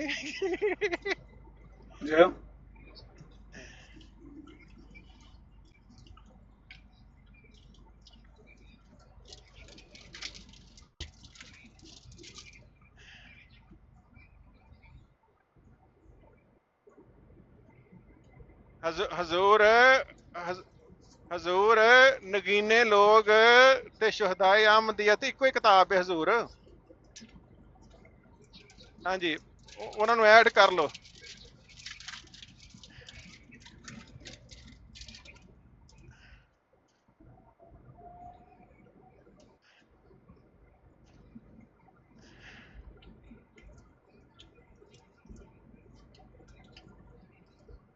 आओ जी, तुसी ऐड करो। मैं तुहानू मिर्जे ताहर दी तबलीग दा एक अमली वाकया सुनाना। मिर्जे ताहर ने खुतबे दिते 5-7 कि झूठ ना बोलो, झूठ ना ला के वो सब तो बड़ा आप झूठा ही, लेकिन उन्हें कहा झूठ ना बोलो, झूठ ना बोलो, झूठ ना बोलो। फिर उन्हें जदों बहुता जज्बाती होया, उन्हें कहा कादियानी मलंगनियां नू और रिश्तियां दे विच झूठ ना बोलो, रिश्ते बिल्कुल साफ ते सीधे रखो, गल पूरी दसो अगले नू। वो एक मलंगनी जिहड़ी सी मच पई हजूर दा खुतबा सुन के, उन्हें अपने बंदे नू कहा मेरे 2-4 यार रह ने ते मैं तेन दस्सिया नहीं, ते ओ तू ए यकीन कर लो, ये मिर्जे ताहर ने आप सुनाया। आ यार दे लफज मैं पाले ने। उन्हें क्या, उसने वो बातें भी बता दी जो नहीं बताने वाली थी। ਉਹ ਮਲੰਗਣੀ ਕਹਿਣ ਲੱਗੀ ਵੇ ਗੱਲ ਇਹ ਵੇ ਕਿ ਮੇਰੇ 2-4 ਰਹੇ ਨੇ ਤੈਨੂੰ ਦੱਸਿਆ ਨਹੀਂ ਤੇ ਤੂੰ ਆ ਵੀ ਸੁਣ ਲੈ। ਉਹ ਮਲੰਗ ਆਖਣ ਲੱਗਾ, ਪਤਾ ਨਹੀਂ ਉਹਨੂੰ ਗੁੱਸਾ ਕਿਵੇਂ ਆ ਗਿਆ, ਨਹੀਂ ਤੇ ਹੁੰਦਾ ਤਾਂ ਨਹੀਂ ਇਹਨਾਂ ਨੂੰ। ਉਹ ਆਖਣ ਲੱਗਾ ਵੇ ਗੱਲ ਇਹ ਵੇ ਮੈਂ ਤੈਨੂੰ ਰੱਖਣਾ ਕੋਈ ਨਹੀਂ। ਉਹਨੇ ਹਜ਼ੂਰ ਨੂੰ ਕਿਹਾ ਵੇ ਉਤਰਿਆ ਤੇਰੇ ਖੁਤਬੇ ਸੁਣ ਕੇ ਤੇ ਮੈਂ ਸੱਚ ਬੋਲਿਆ ਤੇ ਮੇਰਾ ਤੇ ਘਰ ਖਰਾਬ ਹੋ ਗਿਆ। ਉਹਨੇ ਆਖਿਆ ਇੰਨਾ ਨਹੀਂ ਸੀ ਬੋਲਣਾ, ਮੈਂ ਤੈਨੂੰ ਕਿਹਾ ਸੀ ਸੱਚ ਬੋਲੀ। ਪਰ ਅੱਗੇ ਮਿਰਜ਼ਾ ਸਾਹਿਬ ਉਹਦੀ ਫਿਰ ਤਸ਼ਰੀਫ फरमाई कि जिन बातों पे खुदा जिसको छिपाए वो ना बताओ। यार मतलब यह है कि जड़ा भी तुहां काम कीता जे नहीं पता लगा तो फिर ना दसो, ये तो मैं खुदा ने छुपाया, फिर दसन की लोड़ की है? तो जो बातें हाँ वो सच बताओ, लेकिन इन्ना भी ना दसो भाई मैं तुहानू इन्ना कहा सी वे दसो, मैं तुहानू कहा भी सच बोलो। ਸੱਚ ਬੋਲਣ ਦੀ ਇੱਕ ਕਹਾਣੀ ਮੈਂ ਵੀ ਤੁਹਾਨੂੰ ਸੁਣਾ ਦਿੰਦਾ। ਸਾਡੇ ਮਹੱਲੇ ਦਾ ਸਦਰ ਸੀ ਤੇ ਉਹਦੇ ਭਰਾ ਦਾ ਤੇ ਉਹਦੀ ਭਾਬੀ ਦਾ ਝਗੜਾ ਹੋ ਗਿਆ, ਤੇ ਉਹ ਜਨਾਬ ਮੇਰੇ ਵਾਲਦ ਸਾਹਿਬ ਵੀ ਕੋਈ ਉਹਨਾਂ ਕੋਲ ਵੀ ਕੋਈ ਅਹੁਦਾ ਸੀ, ਤੇ ਉਹ ਵੀ ਉਸ ਮੀਟਿੰਗ ਦੇ ਵਿੱਚ ਬੈਠੇ, ਤੇ ਉਹਨਾਂ ਨੇ ਪੁੱਛਿਆ ਝਗੜਾ ਕੀ, ਬੀਬੀ ਤੂੰ ਕਿਉਂ ਨਹੀਂ ਵਸਣਾ ਚਾਹੁੰਦੀ ਆਪਣੇ ਖਾਵਨ ਦੇ ਨਾਲ? ਉਹ ਆਂਦੀ ਹੈ ਲੋਕੀ ਗੱਡੀ ਸਿੱਧੀ ਚਲਾਉਂਦੇ ਨੇ, ਪੁੱਠੀ ਚਲਾਉਣਾ ਚਾਹੁੰਦਾ ਵੇ। ਅੱਛਾ, ਉਹ ਬਾਅਦ ਚ ਆ ਗਏ ਮੇਰੇ ਵਾਲਦ ਸਾਹਿਬ, ਤੇ ਮੈਂ ਵਾਲਦ ਸਾਹਿਬ ਤੋਂ ਪੁੱਛਿਆ, ਮੈਂ ਕਿਹਾ ਅੱਬੂ ਮਸਲਾ ਕੀ ਸੀ ਉਹਨਾਂ ਦਾ? ਆਂਦਾ ਬੇਟਾ ਉਹ ਹਜ਼ਰਤ ਲੂਤ ਅਲੈਹਿਸਲਾਮ ਦਾ ਕੌਮ ਵਾਲਾ ਕੰਮ ਕਰਨਾ ਚਾਹੁੰਦਾ ਸੀ। ਉਹਨੂੰ ਸਮਝ ਤੇ ਗਿਆ, ਉਹਨਾਂ ਨੇ ਥੋੜਾ ਜਿਹਾ ਪਰਦੀ ਪੋਸ਼ੀ ਚ ਗੱਲ ਕੀਤੀ, ਤੇ ਇਹ ਵੀ ਉਹਦਾ ਇੱਕ ਜਹਾਦ ਸੀਗਾ, ਉਹਨੇ ਬਹੁਤਾ ਸੱਚ ਬੋਲ ਦਿੱਤਾ ਉੱਥੇ। ਹਾਂਜੀ, ਤੁਸੀਂ ਕਦੀ ਸ਼ੁਹਦਾਏ ਆਮਦੀਅਤ ਦੀ ਲਿਸਟ ਕੱਢ ਕੇ ਤੇ ਇਹਨਾਂ ਦੇ ਕੈਨੇਡਾ ਦੇ ਜਿਹੜੇ ਸ਼ਹੀਦ ਨੇ ਉਹ ਇਹਨਾਂ ਨੂੰ ਦੱਸਿਓ ਕਿਸੇ ਦਿਨ। ਉਹ ਸਾਰੇ ਗੱਡੀ ਥੱਲੇ ਆਣ ਕੇ ਮਰ ਗਏ ਨੇ, ਜਾਂ ਦਵਾਈ ਲੈਂਦੇ ਜਾਂ ਗੱਡੀ ਥੱਲੇ ਮਰ ਗਏ, ਜਾਂ ਸੁੱਤੇ ਨੇ ਬਿਸ਼ਾਰਤ ਸਾਥ ਸਵੇਰੇ ਉੱਠੇ ਨਹੀਂ, ਜਾਂ ਮੇਰਾ ਮਤਲਬ ਸੁੱਤੇ ਨੇ ਤੇ ਮਲੰਗਣੀ ਨੇ ਕਿਹਾ ਕਿ ਤੁਸੀਂ ਕੀ ਕਰਦੇ ਹੋ ਤੇ ਉਹਨੇ ਜਵਾਬ ਨਹੀਂ ਦਿੱਤਾ। ਇਹ ਸਾਰੇ ਸ਼ਹੀਦ ਇੰਜਦੇ ਨੇ। ਅਜਾ ਚੋਸਾ ਜਿਹੜਾ ਜਹਾਜ਼ ਹੈ ਕਟਿਆਲੇ ਵਾਲਾ ਉਹਦਾ ਵੀ ਹੈ ਮੈਨੂੰ ਕੱਲਿਆ ਮਿਰਜ਼ਾ ਨਾਸਰ ਜਾਜ਼ ਕਟਿਆਲੀਆਂ ਵਾਲੇ ਦਾ ਨੰਬਰ 111 ਸ਼ੁਹਦਾਏ ਆਮਦੀਅਤ ਆਹ, ਲਿਸਟ ਚ। ਉਹਦਾ ਵਾਕਿਆ ਕੀ ਹੈ? ਵਾਕਿਆ ਉਹਦਾ, ਮੈਂ ਉਦੋਂ ਪਾਕਿਸਤਾਨ ਸੀ ਤੇ ਮੈਂ ਆਪਣੇ ਨਾ ਸਕੂਲ ਦੇ ਕੋਲ ਚਾਰਦੀਵਾਰੀ ਬਣਵਾਉਣ ਡਿਆ ਸੀ। ਸਕੂਲ ਦੀ ਸੜਕ ਦੇ ਉੱਤੇ ਸਕੂਲ ਏ।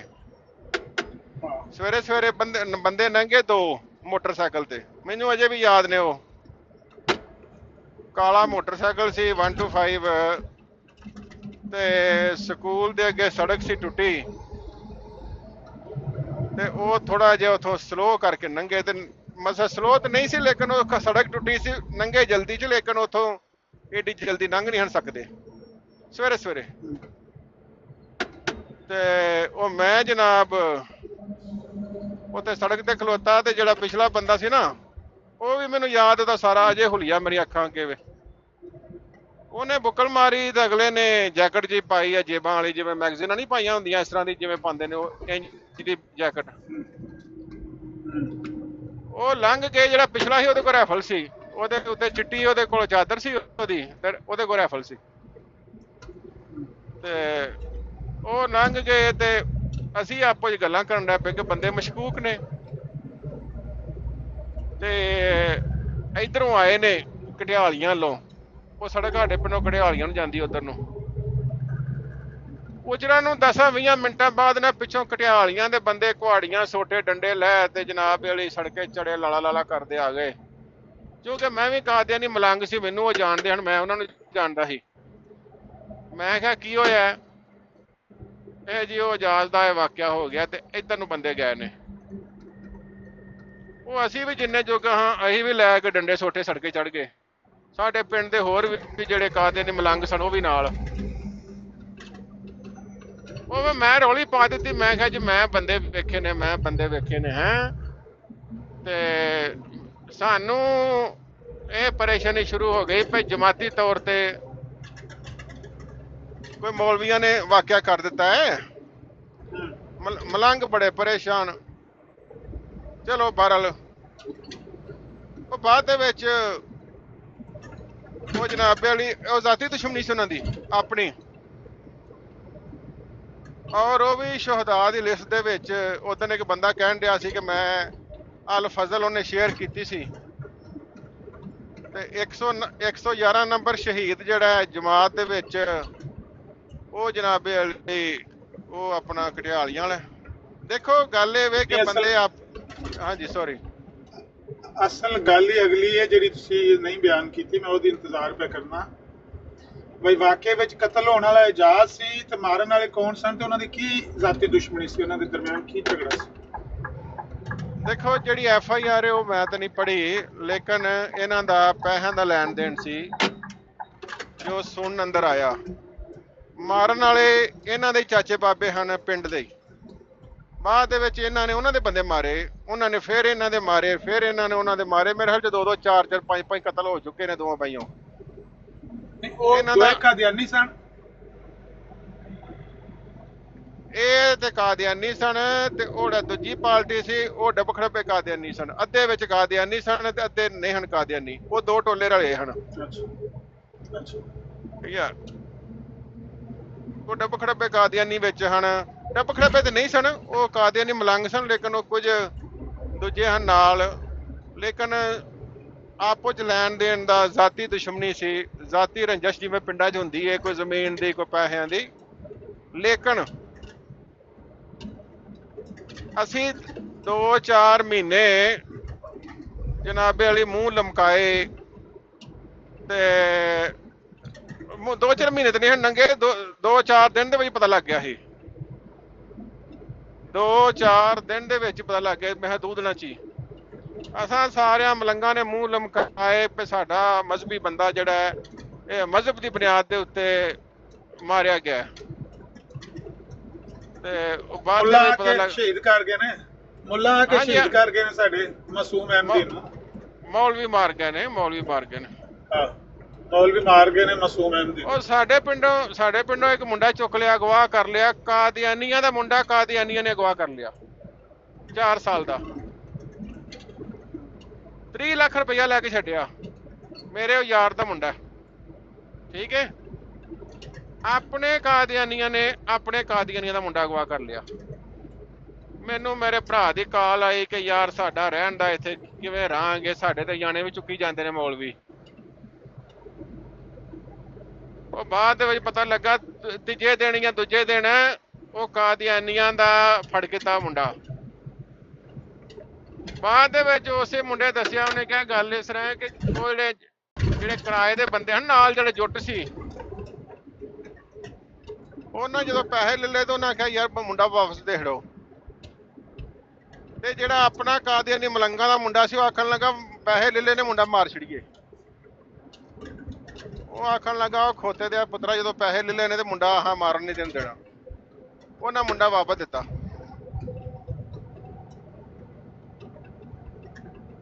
ਇੱਕ ਸਾਡੇ ਵੀ ਹੋਇਆ, ਇੱਕ ਕਾਦੀਆਨੀ ਨੇ ਕਾਦੀਆਨੀ ਨੂੰ ਭੜਕਾਤਾ ਤੇ ਮੈਂ ਹੁਣ ਡੀਕਣਾ ਪਿਆ ਵੀ ਉਹ 2023 ਵਾਲੇ ਜਾਂ 24 ਵਾਲੇ ਚ ਨਾ ਮੇਰਾ ਖਿਆਲ ਹੈ ਲਿਸਟ 'ਚ ਉਹਦਾ ਨਾਮ ਹੀ ਆ ਜਾਣਾ। ਤੇ ਮਰਨ ਵਾਲਾ ਵੀ ਕਾਦੀਆਨੀ ਹੈ ਤੇ ਮਰਨ ਵਾਲਾ ਵੀ ਕਾਦੀਆਨੀ ਹੈ। ਤੇ ਇਸ ਗੱਲੇ ਇਹ ਰਿਕਾਰਡ ਰੱਖਣਾ ਚਾਹੀਦਾ ਹੈ। ਤੁਸੀਂ ਅਗਰ ਹੋ ਸਕੇ ਤੇ ਜਾ ਘਰਾਂ ਦੀ ਜਿਹੜੀ ਹੈ ਨਾ ਡਿਟੇਲ ਰਿਟਨ ਉਹ ਪ੍ਰੋਵਾਈਡ ਕਰ ਦਿਓ ਵੀ ਇਹਨੂੰ ਜਾਦ ਨੂੰ ਮਾਰਨ ਵਾਲਿਆਂ ਦੇ ਨਾਂ ਕੇਸ ਹਨ, ਇਹਨਾਂ ਦਾ ਝਗੜਾ ਕਿਹੜੀ ਗੱਲ ਦਾ ਸੀ, ਕਿਹੜਾ ਲੈਣ ਦੇਣ ਦਾ, ਜ਼ਮੀਨ ਦਾ ਤਨਾਜ਼ਾ ਸੀ ਤੇ ਕਿਹੜੀ ਜ਼ਮੀਨ ਦਾ ਤਨਾਜ਼ਾ ਸੀ। ਅਗਰ ਪੈਸਿਆਂ ਦਾ ਲੈਣ ਦੇਣ ਸੀ ਤੇ ਉਹ ਪੈਸੇ ਕਾਹਦੇ ਸਨ, ਕਿਹੜੀ ਤਰੀਕ ਨੂੰ ਵਕੂਆ ਹੋਇਆ, ਕਿੰਝ ਵਕੂਆ। ਮੈਂ ਤੁਹਾਨੂੰ ਦੱਸਣਾ ਕਿ ਸ਼ਾਹਕੋਟ ਦਾ ਇੱਕ ਬੰਦਾ ਸੀ, ਉਹ ਸੁਨਿਆਰਾ ਸੀ, ਤੇ ਉਹਦੇ ਬਾਰੇ ਇਹਨਾਂ ਦੇ ਚੌਥੇ ਖਲੀਫਾ ਨੇ ਗੱਪ ਛੱਡੀ ਹੈ ਆਪਣੇ ਖੁਤਬੇ 'ਚ ਕਿ ਉੱਥੇ ਸ਼ਾਹਕੋਟ ਦਾ ਸ਼ੇਖੂਪੁਰੇ ਦੇ ਨਾਲ ਹੈ ਸ਼ਾਹਕੋਟ, ਉੱਥੇ ਦਾ ਇੱਕ ਖਤਮ ਨਬੂਵਤ ਦਾ ਬੜਾ ਵੱਡਾ ਮੌਲਵੀ ਸੀ। ਤੇ ਉਹ ਜਲੂਸ ਕੱਢਿਆ ਤੇ ਅੱਗੇ ਅੱਗੇ ਨਾਅਰੇ ਮਾਰਦਾ ਸੀ। ਉਹਨੂੰ ਮਨਾ ਕੀਤਾ ਭਾਈ ਨਾ ਕਰ, ਮਾਸੂਮ ਅਹਿਮਦੀਆਂ ਨੂੰ ਤੰਗ ਨਾ ਕਰ। ਨਾ ਬਾਜ਼ ਆਇਆ ਤੇ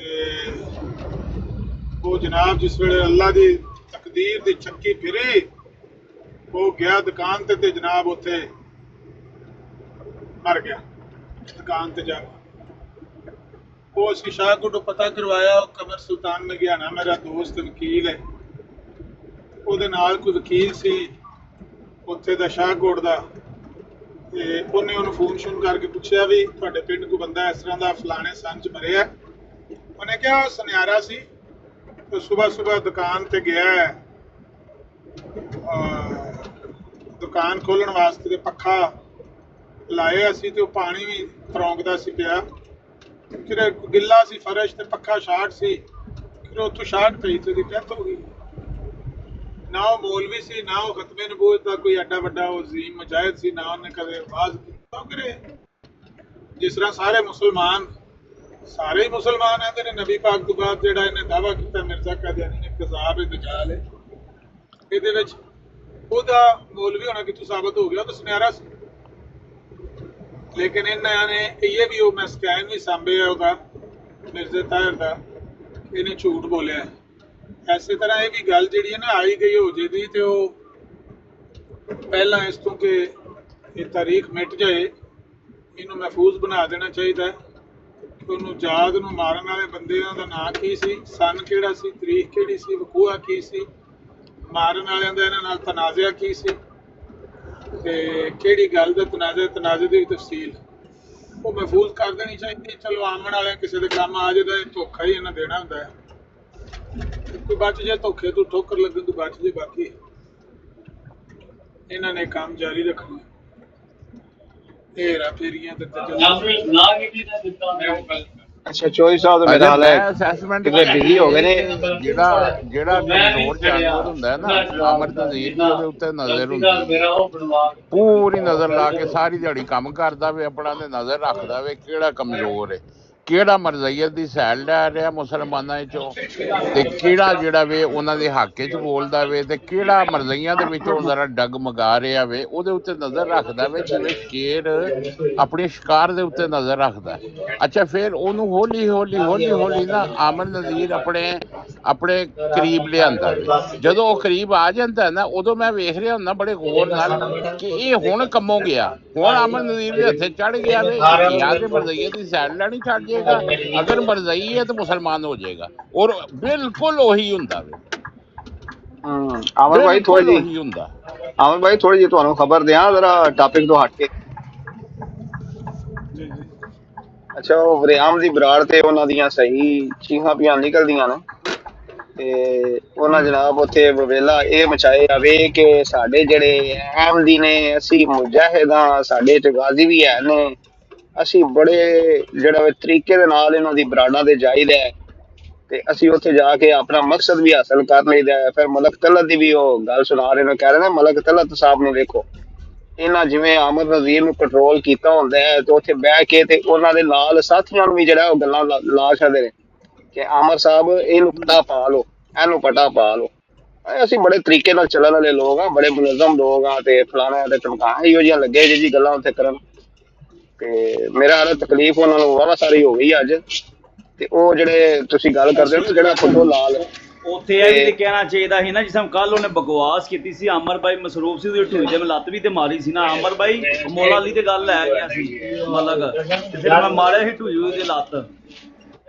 ਅੱਛਾ, ਤੇ ਉਹ ਜਿਹੜਾ ਜੋਇਆ ਆਮਰ ਭਾਈ, ਤੁਹਾਨੂੰ ਸ਼ਾਇਦ ਯਾਦ ਹੋਏਗਾ ਜਦੋਂ ਅਸੀਂ ਸ਼ੁਰੂ ਤੋਂ ਆਏ ਹਾਂ ਟਿਕਟੋਕ ਤੇ ਇਹ ਮੀਏ ਦੇ ਨਾਲ ਆਉਂਦਾ ਹੁੰਦਾ ਸੀ ਜੋਇਆ, ਤੇ ਆਪਣੇ ਆਪ ਨੂੰ ਸ਼ੋਅ ਇਹ ਕਰਦਾ ਸੀ ਕਿ ਇਹਦੇ ਨਾਲੋਂ ਜ਼ਿਆਦਾ ਜਿਹੜਾ ਮੁਹੱਜ਼ਬ ਬੰਦਾ ਹੀ ਕੋਈ। ਤੇ ਇਸ ਟਾਈਮ ਉਹਦੀ ਹਾਲਤ ਇਹ ਹੋਈ ਪਈ ਹੈ ਕਿ ਮਰਜ਼ਈਆਂ ਦੇ ਵਿੱਚੋਂ ਉਸ ਤੋਂ ਜ਼ਿਆਦਾ ਗੰਦਾ ਇਨਸਾਨ ਕੋਈ। ਤੇ ਅਵੈਸ ਸਾਹਿਬ ਜਿਹੜੇ ਨੇ ਉਹ ਵੀ ਜ਼ਹਿਰ ਉਗਲ ਰਹੇ ਨੇ, ਅਵੈਸ ਖਾਨ ਸਾਹਿਬ ਉਹ ਵੀ ਬੜੇ ਮੁਅੱਜ਼ਜ਼ ਨੇ, ਲੇਕਿਨ ਜ਼ਹਿਰ ਲੱਗੇ ਨੇ ਉਗਲਣ। ਇਹ ਹਾਲਾਤ ਬਣੇ ਪਏ ਨੇ ਜੀ। ਉਲਟੀਆਂ ਜਿਹੜੀਆਂ ਨੇ ਨਾ, ਇਹਨਾਂ ਨੂੰ ਕਰਨੀਆਂ ਚਾਹੀਦੀਆਂ ਨੇ, ਔਰ ਅਗਰ ਇਹ ਉਲਟੀਆਂ ਕਰ ਰਹੇ ਨੇ ਤਾਂ ਮੈਂ ਦਾਤ ਦੇਣਾ ਸ਼ੁਏਬ ਰਾਜਾ ਨੂੰ ਵੀ ਤੇ ਸਾਰੇ ਮੁਸਲਮਾਨਾਂ ਨੂੰ ਵੀ, ਜਿਨ੍ਹਾਂ ਨੇ ਇਹਨਾਂ ਨੂੰ ਦੁੱਧ ਵਾਲਾ ਫੀਡਰ ਦੇ ਕੇ ਤੇ ਕੰਡ 'ਚ ਮੁੱਕੀ ਮਾਰੀਏ ਤੇ ਉਲਟੀਆਂ ਕਰਨ ਲੱਗੇ ਨੇ। ਇਹਨਾਂ ਨੂੰ ਉਲਟੀਆਂ ਕਰਵਾਓ।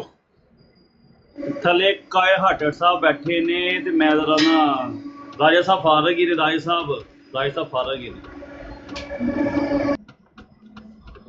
अगर ये उल्टियां पे करते ने तो बहुत अच्छी गल है, बहुत अच्छी खबर है। मैं कहना है सारे उल्टियां करन, सारे मरजाई जिस तरह नासर भट्ट गालां कढ़दा है ना, सारे नूं इंज कढ़नियां चाहिए। वल्लाह मेरी ख्वाहिश। हाटर साहब कोई गल करना चाहते हैं अमर भाई ji? Kind of so welcome. वालेकुम सलाम, अस्सलाम वालेकुम। क्या हाल है? नहीं, मैं तो महफिल देखी, मेरे को बिलाल साहब बैठे हैं, नमन साहब बैठे हैं, मैं भी चला जाऊँ पर तो। हाँ, वेलकम वेलकम। अगर कोई बात आपने पूछनी है तो पूछे, नहीं तो बात तो हम कर ही रहे। ठीक है, आप करें बात। ਸ਼ੁਏਬ ਰਾਜਾ भाई ने ਜਿਹੜੀ ਸਵੇਰੇ ਦਵਾਈ ਦਿੱਤੀ ਹੈ, ਮੈਂ ਖੁਸ਼ ਹਾਂ, ਲੇਕਿਨ ਇਸ ਤੋਂ ਥੱਲੇ ਕੋਈ ਫਾਇਦੇ ਵਾਲੀ ਗੱਲ ਨਹੀਂ ਹੁੰਦੀ, ਉਹ ਨੁਕਸਾਨ ਹੀ ਨੁਕਸਾਨ ਹੈ। ਇਸ ਤੋਂ ਥੱਲੇ ਜਾ ਕੇ ਗੱਲ ਕਰਨੀ ਇੱਕ ਲੈਵਲ ਹੈ ਗੁਫ਼ਤਗੂ ਦਾ, ਔਰ ਉਹਦਾ ਬੁਨਿਆਦੀ ਅਸੂਲ ਹੈ ਬਰਾਬਰੀ ਦੀ ਸਤਹ। ਤੁਸੀਂ ਮੇਰੀ ਇੱਜ਼ਤ ਕਰੋ, ਮੈਂ ਤੁਹਾਡੀ ਇੱਜ਼ਤ ਕਰਾਂਗਾ। ਜੇ ਤੁਸੀਂ ਮੇਰੀ ਨਹੀਂ ਕਰਨੀ, ਜੇ ਤੁਸੀਂ ਮੇਰੇ ਦਿਲ ਨੂੰ ਤਕਲੀਫ ਦੇਣੀ ਹੈ, ਤੇ ਮੈਂ ਕਿਉਂ ਕਰਾਂਗਾ ਬਈ? ਮੈਂ ਆਪਣੇ ਆਪ ਤੇ ਜ਼ਬਰ ਕਿਉਂ ਕਰਾਂਗਾ? ਮੈਂ ਐਡਾ ਜਹਦ ਕਿਉਂ ਕਰਾਂਗਾ ਕਿ ਤੁਹਾਡੇ ਮੂੰਹ 'ਚ ਮੈਂ ਕੁਫਰੀਆ ਕਲਮਾਤ ਔਰ ਇਹੋ ਜਿਹੇ ਲਗਵਿਆਤ ਸੁਣ ਕੇ ਤੇ ਮੈਂ ਆਪਣੇ ਆਪ ਨੂੰ ਸਮਝਾਉਂਦਾ ਰਵਾਂਗਾ ਨਹੀਂ ਖੈਰ ਹੀ ਹੈ। ਇੱਕ ਵਕਤ ਆਏਗਾ ਮੈਂ ਵੀ ਬੋਲਾਂਗਾ, ਮੈਂ ਵੀ ਇੰਜੈਕਸ਼ਨ ਦਿਆਂਗਾ ਤੁਹਾਨੂੰ। ਆਮਰ ਭਾਈ ਕੱਲ ਕਾਇਨ ਹਾਟਰ ਸਾਹਿਬ ਦੀ ਬਰਾੜ ਦੇ ਓਪਨ ਆਈ ਦੀ ਬਰਾੜ ਦੇ ਇੱਕ ਬੰਦਾ ਆਇਆ, ਕਹਿੰਦਾ ਐਮਡੀ ਕਰੋ। ਜਿਸ ਤਰ੍ਹਾਂ ਮੈਨਾਂ ਸ਼ਰਤਾਂ ਦਸੀਆਂ ਨੇ ਨਾ, ਤੇ ਬੰਦਾ ਹੀ ਨੱਸ ਗਿਆ। ਜਿਸ ਤਰ੍ਹਾਂ ਮੈਨਾਂ ਨੇ ਆਖਿਆ ਇੱਥੇ ਤੇ ਪੈਸੇ ਦੇਣੇ ਪੈਂਦੇ ਨੇ, ਫਿਰ ਕਹਿੰਦਾ ਮੈਂ ਨਹੀਂ ਫਿਰ ਕਰਦਾ।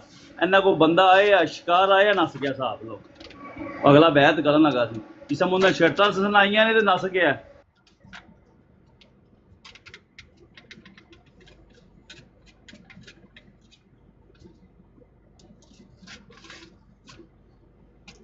ਹੁਣ ਇਹਨਾਂ ਦੇ ਕੋਲ ਕੋਈ ਬੰਦਾ ਨਹੀਂ ਆਉਂਦਾ। ਲੋਕਾਂ ਨੂੰ ਜਿੰਨਾ ਕਿ ਸੋਸ਼ਲ ਮੀਡੀਆ ਦੇ ਉੱਤੇ ਬਦਨਾਮ ਹੋਣ ਲੱਗੇ ਨੇ ਨਾ, ਔਰ ਉਹਦੀ ਵਜ੍ਹਾ ਬਦਨਾਮ ਹੋਣ ਦੀ ਵਜ੍ਹਾ ਇਹੋ ਹੀ ਹੈ। ਇਹ ਜਿਹੜੀ ਗੱਲ ਜਿਹੜੇ ਬੰਦੇ ਦੀ ਕਰਦੇ ਹੋ ਨਾ, ਇਹੋ ਜਿਹੇ ਬੰਦੇ, ਕਿਉਂਕਿ ਇਹਨਾਂ ਕੋਲੋਂ ਨਫ਼ਰਤ ਰੋਕੀ ਨਹੀਂ ਜਾ ਰਹੀ। ਇਹਨਾਂ ਦੇ ਅੰਦਰੋਂ ਜਿਹੜਾ ਉਹ ਗੰਦ ਮੰਦ ਨਾ, ਉਲਟੀਆਂ ਬਾਹਰ ਪਈਆਂ ਆਉਂਦੀਆਂ ਨੇ, ਦੱਖਣ ਨਹੀਂ ਪਈਆਂ ਹੁੰਦੀਆਂ। ਤੇ ਇਨਸਾਫ ਦੀ ਗੱਲ ਕਰਨੀ ਨਹੀਂ ਬਈ, ਜੇ ਅਸੀਂ ਕੋਈ ਐਸਾ ਲਫ਼ਜ਼ ਬੋਲੀਏ ਅਗਲੇ ਨੂੰ ਤਕਲੀਫ ਹੋਵੇ, ਅਸੀਂ ਉਹਨੂੰ ਅਵਾਇਡ ਨਹੀਂ ਕਰਦੇ, ਇਹ ਹੱਕ ਫਿਰ ਅਗਲੇ ਕੋਲ ਵੀ ਹੈ ਨਾ, ਉਹ ਵੀ ਕੋਈ ਐਸੀ ਗੱਲ ਕਰੇ ਜਿਹਦੇ ਨਾਲ ਸਾਡੇ ਦਿਲ ਨੂੰ ਤਕਲੀਫ ਹੋਵੇਗੀ। ਇਹ ਤੇ ਦੋ ਤਰਫਾ ਮਿਊਚੁਅਲ ਅੰਡਰਸਟੈਂਡਿੰਗ। ਅੱਛਾ, ਇੱਕ ਕੋਲੋਂ ਹੀ ਘਾੜ ਕੇ ਲੈਣ ਦੇ ਅਸੂਲ ਕਿ ਇਹਦੇ ਨਾਲ ਕਿਸੇ ਨੂੰ ਤਕਲੀਫ ਨਹੀਂ ਹੋਣੀ ਚਾਹੀਦੀ।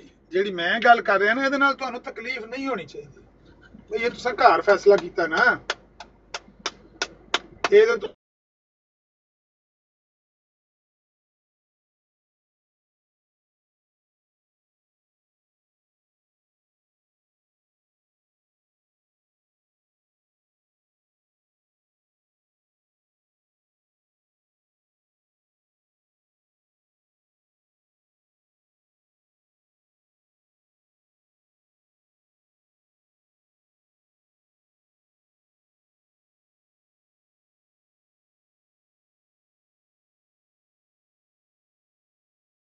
ਵੀ ਪਾਗਲੋ, ਜੇ ਤੁਸੀਂ ਗੱਲ ਕਰਨੀ ਹੈ ਜਾ ਕੇ, ਤੁਸੀਂ ਆਪਣਾ ਪੈਗਾਮ ਪਹੁੰਚਾਉਣਾ ਹੈ, ਤੇ ਫਿਰ ਤੁਹਾਨੂੰ ਕੀ ਮਸਲਾ ਮਿਰਜ਼ਾ ਸਾਹਿਬ ਕਹਿਣ ਦੇ ਵਿੱਚ ਜਾਂ ਇਸ ਤਰ੍ਹਾਂ ਕਰਕੇ ਗੱਲ ਕਰਨ 'ਚ? ਤੇ ਜੇ ਤੁਸਾਂ ਜਿੱਡੀ ਗੈਰਤ ਹੈ, ਤੁਸੀਂ ਕਹਿੰਦੇ ਹੋ ਵੀ ਮੇਰੇ ਨਾਲ ਤੁਸੀਂ ਡਿਸਐਗਰੀ ਕਰਦੇ ਹੋ ਕਿ ਨਹੀਂ ਨਹੀਂ ਅਸੀਂ ਤਾਂ ਪੜ੍ਹਨਾ ਹੀ ਪੜ੍ਹਨਾ, ਤੇ ਫਿਰ ਅੰਬ ਲੈਣ ਜਾਂਦੇ ਹੋ ਉੱਥੇ? ਰਹੋ ਆਪਣੇ ਘਰ ਹੀ, ਇੱਥੇ ਚੁੱਪ ਕਰਕੇ ਨਾ ਜਾਓ ਉੱਥੇ। ਇੱਥੇ ਬਹਿ ਕੇ ਪੇਰ ਪੜੋ, ਘਰ ਬਹਿ ਕੇ ਪੇਰ ਪੜੋ। ਚੰਗਾ, ਇਹਨਾਂ ਨੂੰ ਟੰਗਿਆ ਤਰਲਤ ਨੇ। ਨਹੀਂ, ਇਹਨਾਂ ਨੂੰ ਮੈਂ ਸਮਝਣਾ ਕਿ ਸਭ ਨਾਲੋਂ ਜ਼ਿਆਦਾ ਉਹ ਜ਼ਿਆਦਤੀ ਆਂਦਾ ਇੱਕ ਪਾਸੇ ਤਬਲੀਗ ਵੀ ਤੁਹਾਨੂੰ ਆਈ ਹੈ, ਦੂਸਰੇ ਪਾਸੇ ਗੈਰਤ ਵੀ ਆਈ ਹੈ, ਤੇ ਫਿਰ ਹੁਣ ਨਹੀਂ, ਨਾਲੇ ਕਹਿੰਦੇ ਕਾਇਨ ਹਾਰਟਡ ਸਾਹਿਬ ਸ਼ਾਤਮ ਹੈ ਤੇ ਨਾਲ ਉਹਨਾਂ ਕੋਲ ਬੈਠੇ ਹੁੰਦੇ ਨੇ। ਹਿਸਾਬ ਲਾਓ, ਤੁਸੀਂ ਪਿਛਲੇ ਦਿਨ ਗਏ ਉਹਦੇ, ਤੁਹਾਨੂੰ ਉਹਨਾਂ ਨੇ ਆਖਿਆ ਵੀ ਇਹਨਾਂ ਦੇ ਬਾਰੇ 'ਚ, ਤੇ ਉਹ ਇਹਨਾਂ ਦੇ ਨਾਲ ਬੈਠੇ ਹੁੰਦੇ ਨੇ, ਕਹਿੰਦੇ ਨੇ ਬਾਹਾਂ 'ਚ ਬਾਹਾਂ ਪਾ ਕੇ। ਉਹ ਨਹੀਂ ਹੈ, ਜਿੰਨੀ ਦੇਰ ਆਪਣੇ ਆਪ ਨੂੰ ਇਸਲਾਮ ਨਾਲ ਐਸੋਸੀਏਟ ਨਹੀਂ ਕਰਨਗੇ ਨਾ, ਯਾਨੀ ਸਾਡੇ ਵਾਲਾ ਇਸਲਾਮ, ਮੁਸਲਮਾਨਾਂ ਵਾਲਾ, ਸਰਕਾਰੀ ਮੁਸਲਮਾਨਾਂ, ਉਨੀ ਦੇਰ ਇਹ ਬਿਲਕੁਲ ਠੀਕ ਨੇ। ਭਾਵੇਂ ਰੱਬ ਨੂੰ ਗਾਲਾਂ ਕੱਢਣ, ਨਬੀਆਂ ਨੂੰ ਗਾਲਾਂ ਕੱਢਣ, ਕੁਰਾਨ ਨੂੰ ਕੱਢਣ, ਹਦੀਸਾਂ ਨੂੰ ਕੱਢਣ, ਸਾਹਬਾ ਨੂੰ ਕੱਢਣ, ਅਹਿਲੇ ਬੈਤ, ਇਹ ਸਭ ਕਾਬਿਲ ਕਬੂਲ ਹੈ। ਜਿਸ ਵਕਤ ਇੱਕ ਬੰਦਾ ਆਖੇਗਾ ਕਿ ਮੈਂ ਉਹ ਮੁਸਲਮਾਨ ਹੋ ਗਿਆ ਵਾਂ ਜਿਹੜੇ ਮੁਸਲਮਾਨ ਹਕੀਕੀ ਨੇ, ਤੇ ਬਈ ਮੈਂ ਤੁਹਾਨੂੰ ਛੋੜ ਦਿੱਤਾ, ਮਿਰਜ਼ਾ ਸਾਹਿਬ ਨੂੰ ਮੈਂ ਗਲਤ ਮੰਨਿਆ, ਤੁਹਾਡਾ ਗਰੋਹ ਸਾਰਾ ਗਲਤ ਹੈ, ਫਿਰ ਉਹ ਕਾਬਿਲ ਨਫ਼ਰਤ, ਫਿਰ ਉਹ ਅਛੂਤ ਦੀ ਤਰ੍ਹਾਂ ਨਾਪਾਕ ਔਰ ਪਲੀਤ ਹੈ, ਉਹਦਾ ਵਜੂਦ ਹੀ, ਉਹਦੀ ਆਵਾਜ਼ ਹੀ ਨਾਪਾਕ ਹੋ ਜਾਂਦੀ। लेकिन जब तक वो ऐलान नहीं करता तब तक जो मर्जी जायज नजायज बोली, अब चलेगा काम।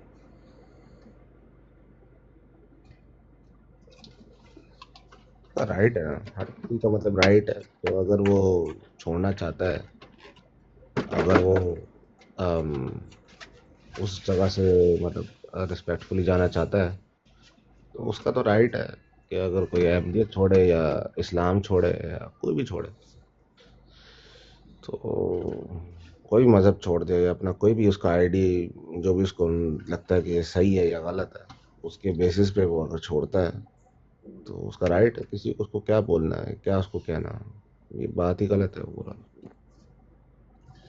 नहीं, वो तो आप जो समझें, आप समझने में हक रखते हैं, जो भी जिसको बेहतर समझें कहते रहें। लेकिन मसला ये है कि एक है कि ऐसे बंदे की गर्दन उतार देना,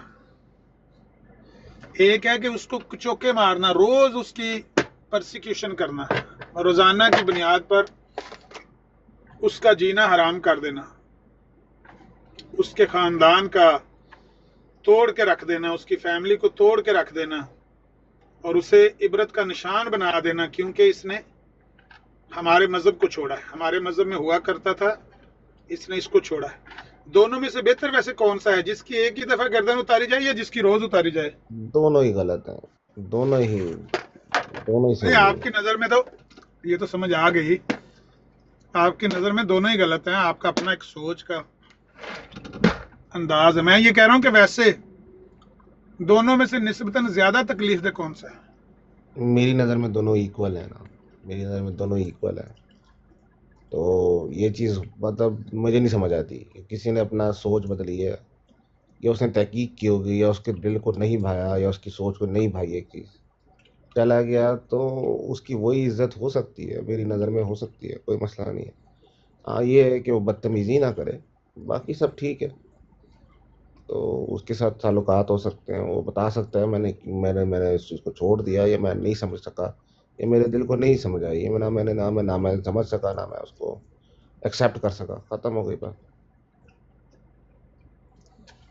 यहाँ पर ना मैं आपको एक छोटी सी मिसाल देता हूँ कि कई दफ़ा कोई बंदा उठाया जाता है तो उसको ले जाके गोली मार दी जाती है, लेकिन यहाँ इटली में एक माफिया है जो आज से कोई 100-150 पहले यहाँ पर राज करता था। यहाँ ब्रेशिया का बंदा, लेकिन वो अब साउथ की तरफ मुंतकिल हो गए हैं, तकरीबन नापैद ही हो गए, ख़त्म ही हो गए हैं। लेकिन ये 50 साल पुराना वाक़या एक मैं सुनाने लगा हूँ कि यहाँ से ब्रेशिया से एक फैक्ट्री ओनर को उठा के वो माफिया ले गया, वहाँ से मुतालबा किया। उस ज़माने में तो खत ही होता था, खत लिखा कि इतने पैसे भेज दो। अब उसके बेटे शशो पांच में थे, भेजें कि ना भेजें, टरकाने की कोशिश की, तो उन्होंने इसका कान काट के ना खत में डाल के भेजा कि ये आया है इसका कान, अगली दफ़ा आएगी, अगली दफ़ा दूसरा कान, उससे अगली दफ़ा आंख, फिर ज़ुबान, फिर हाथ, टुकड़े टुकड़े करके भेजेंगे आपके घर में, पैसे भेज दो। वो अभी ना 3-4 साल पहले यहाँ ब्रेशिया में उसकी डेथ हुई है, तो उसके बारे में मुझे पता नहीं था, मुझे किसी ने बताया कि इस बंदे के साथ ये वाक़या हुआ था। आपके ख्याल में जो उसके साथ होने लगा था टुकड़े टुकड़े करके भेजना, वो और वो जिसको उठा के ले जाके गोली मार दी गई, दोनों ही बराबर हैं? मेरी नज़र से पूछेंगे तो दोनों ही बराबर हैं यार। मैं इसमें क्या कहूँ, मेरी नज़र में तो ये है ना कि आप डिसएग्रीमेंट को या इख्तलाफ को इतना दूर ले जाएं कि चाहे किसी को मार दें, चाहे उसको ज़िंदगी हराम कर दें, बराबर एक ही हैं।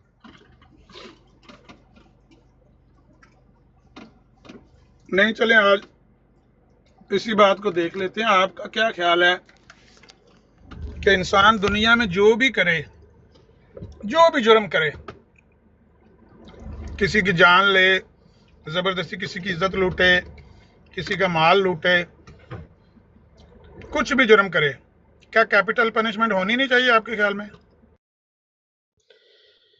कत्ल, बेगुनाह का कत्ल, उसकी सज़ा है, होनी चाहिए, उम्र कैद होनी चाहिए। उम्र कैद एक ऐसी ही सज़ा है जो एक तरह से उसको याद दिलाती है कि यार उसने कितनी बड़ी गलती की है।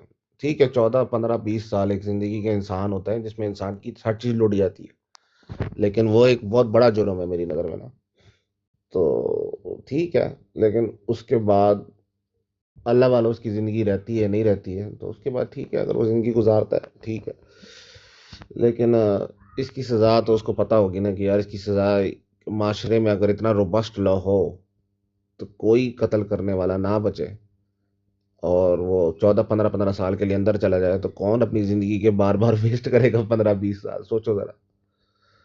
तो ये भी एक तरीका है। तो देर आर डिफरेंट वेज, और उसको रियायत ना दी जाए, ये नहीं उसको रियायत दे दी, इस पे सख्त इस तरह का कानून जरूर होना चाहिए कत्ल पे। और किसी की ज़िंदगी हराम कर देना होगी तो उसके लिए कानून, वो सारे कानून इम्प्लीमेंटेशन से ताल्लुक करते हैं, क्या कमेंट करें।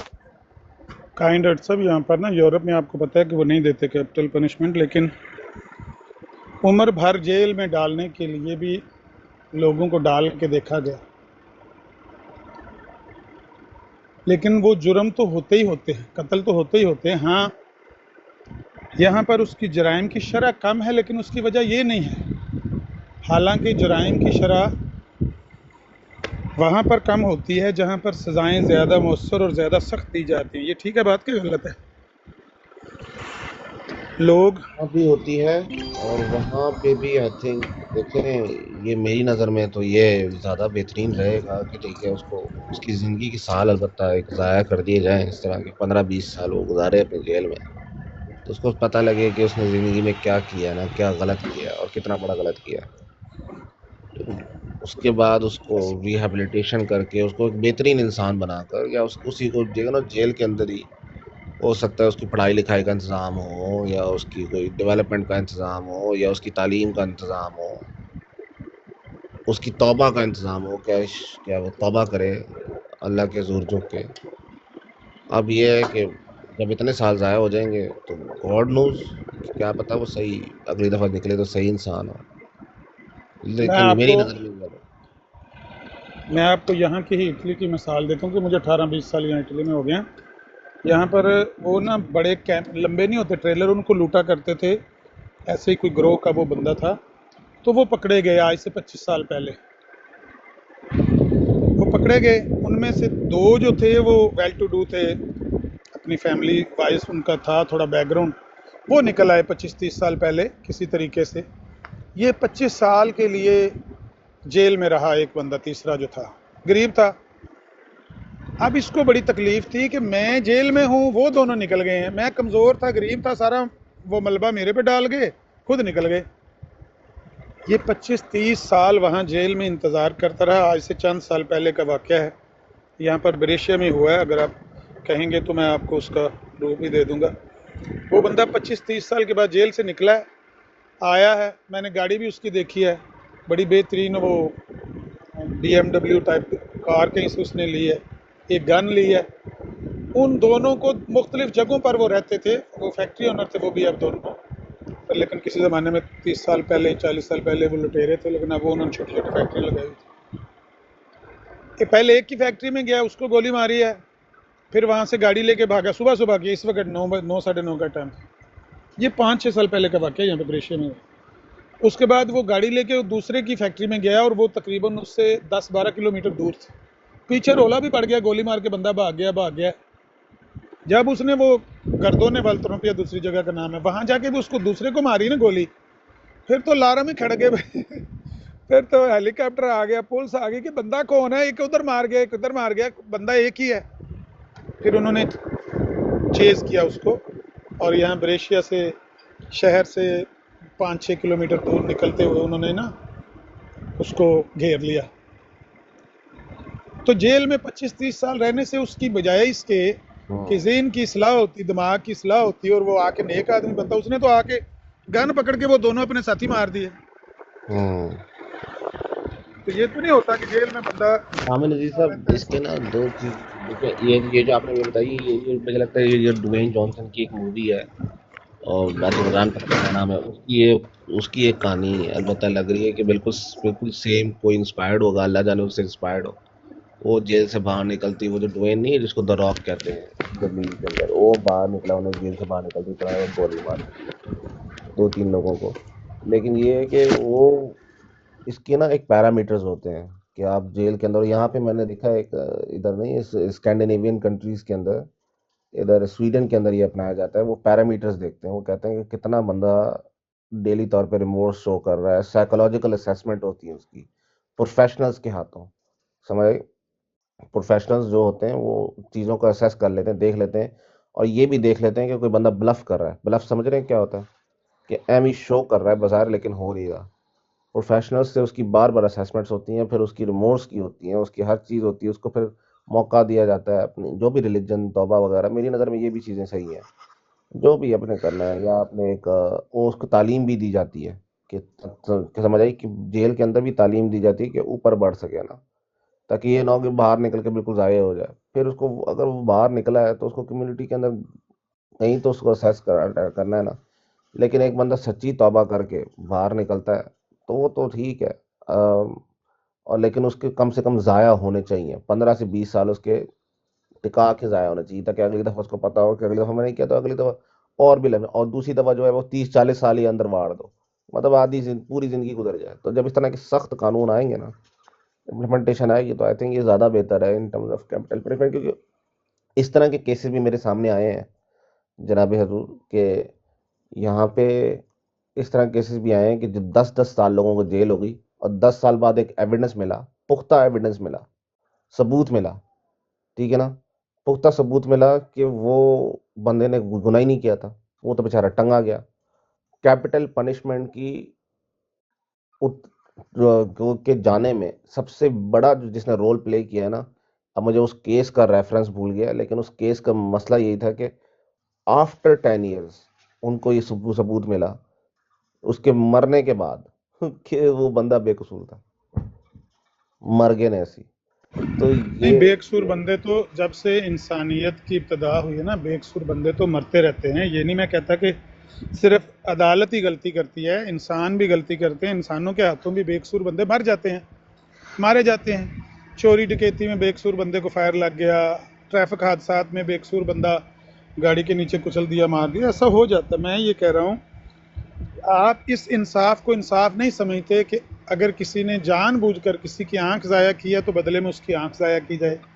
अगर किसी का कान काटा है बिला वजह तो कान के बदले कान, दांत के बदले दांत, हाथ के बदले हाथ, जान के बदले जान। अगर आपने जानबूझकर अमदन ये हरकत की है, किसी का जितना नुकसान किया है उतना ही नुकसान आपका किया जाए, इससे आप एग्री नहीं है? देखिए ना, मैं यही तो कह रहा हूँ, इस केस बाय केस बेसिस ना, अब ये एक उसको फ्री ट्रायल मिलता है। एक पुलिस ने आके तो इन्वेस्टिगेट करना है कि हुआ है क्या, नहीं हुआ, किसने कत्ल किया, किसने नहीं किया। और कभी कभी जो जैसे मैं आपको बता रहा हूँ, केस के रेफरेंस ऐसे भी हुए हैं कि उनको जेल हो गई, लेकिन वो सबूतों के बेसिस के ऊपर जो भी उनके हाथ सबूत लगे, सर्कमस्टेंसेस थे या जो भी थे, लेकिन 10 साल बाद एक ऐसा सबूत मिला, कहते हैं कि इसने तो नहीं, दूसरे ने कत्ल किया। अब बंदा किधर जाए? तो इसलिए बेहतर यही है कि ठीक है, आपने डालें, सजा दें किसी को, इस तरह की दें कि बाद में अगर कुछ ऐसी बात निकल भी आती है तो बंदा चला जाए, बेइज्जत चला जाए। दूसरी चीज़ ये कि दूसरी चीज़ ये कि जो 15 से 20 साल वाली जो बात कर रहा हूँ ना, वो एक बड़ा टफ टाइम होता है जो आप जेल के अंदर मुशक्कत के अंदर मेहनत के साथ गुजारते हो।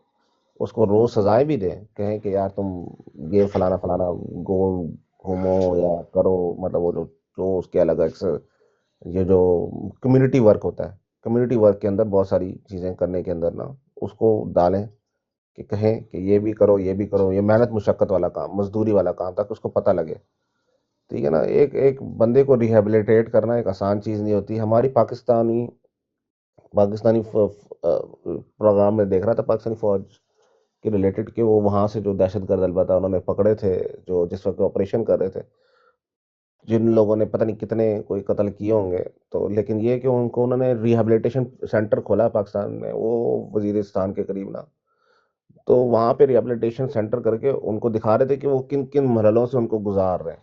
कैद किया हुआ है उनको बाकायदा पूरी कैद में, और सजा भी दे रहे हैं, लेकिन रिहेबिलिटेशन सेंटर से गुजार रहे हैं। ये एक टेक्निकल सा एलिमेंट है, जो बंदा उस बारे में आपके इस नज़रिए से मैं मुत्फिक हूँ, रिहेबिलिटेशन के इस नज़रिए से तो मैं मुत्फिक हूँ, लेकिन ये सिर्फ उनके लिए गुंजाइश निकलती है जिनसे कोई वाक़या सरजद हो गया लेकिन वो करना नहीं चाहते थे। उसमें उनकी ज़ाती कोई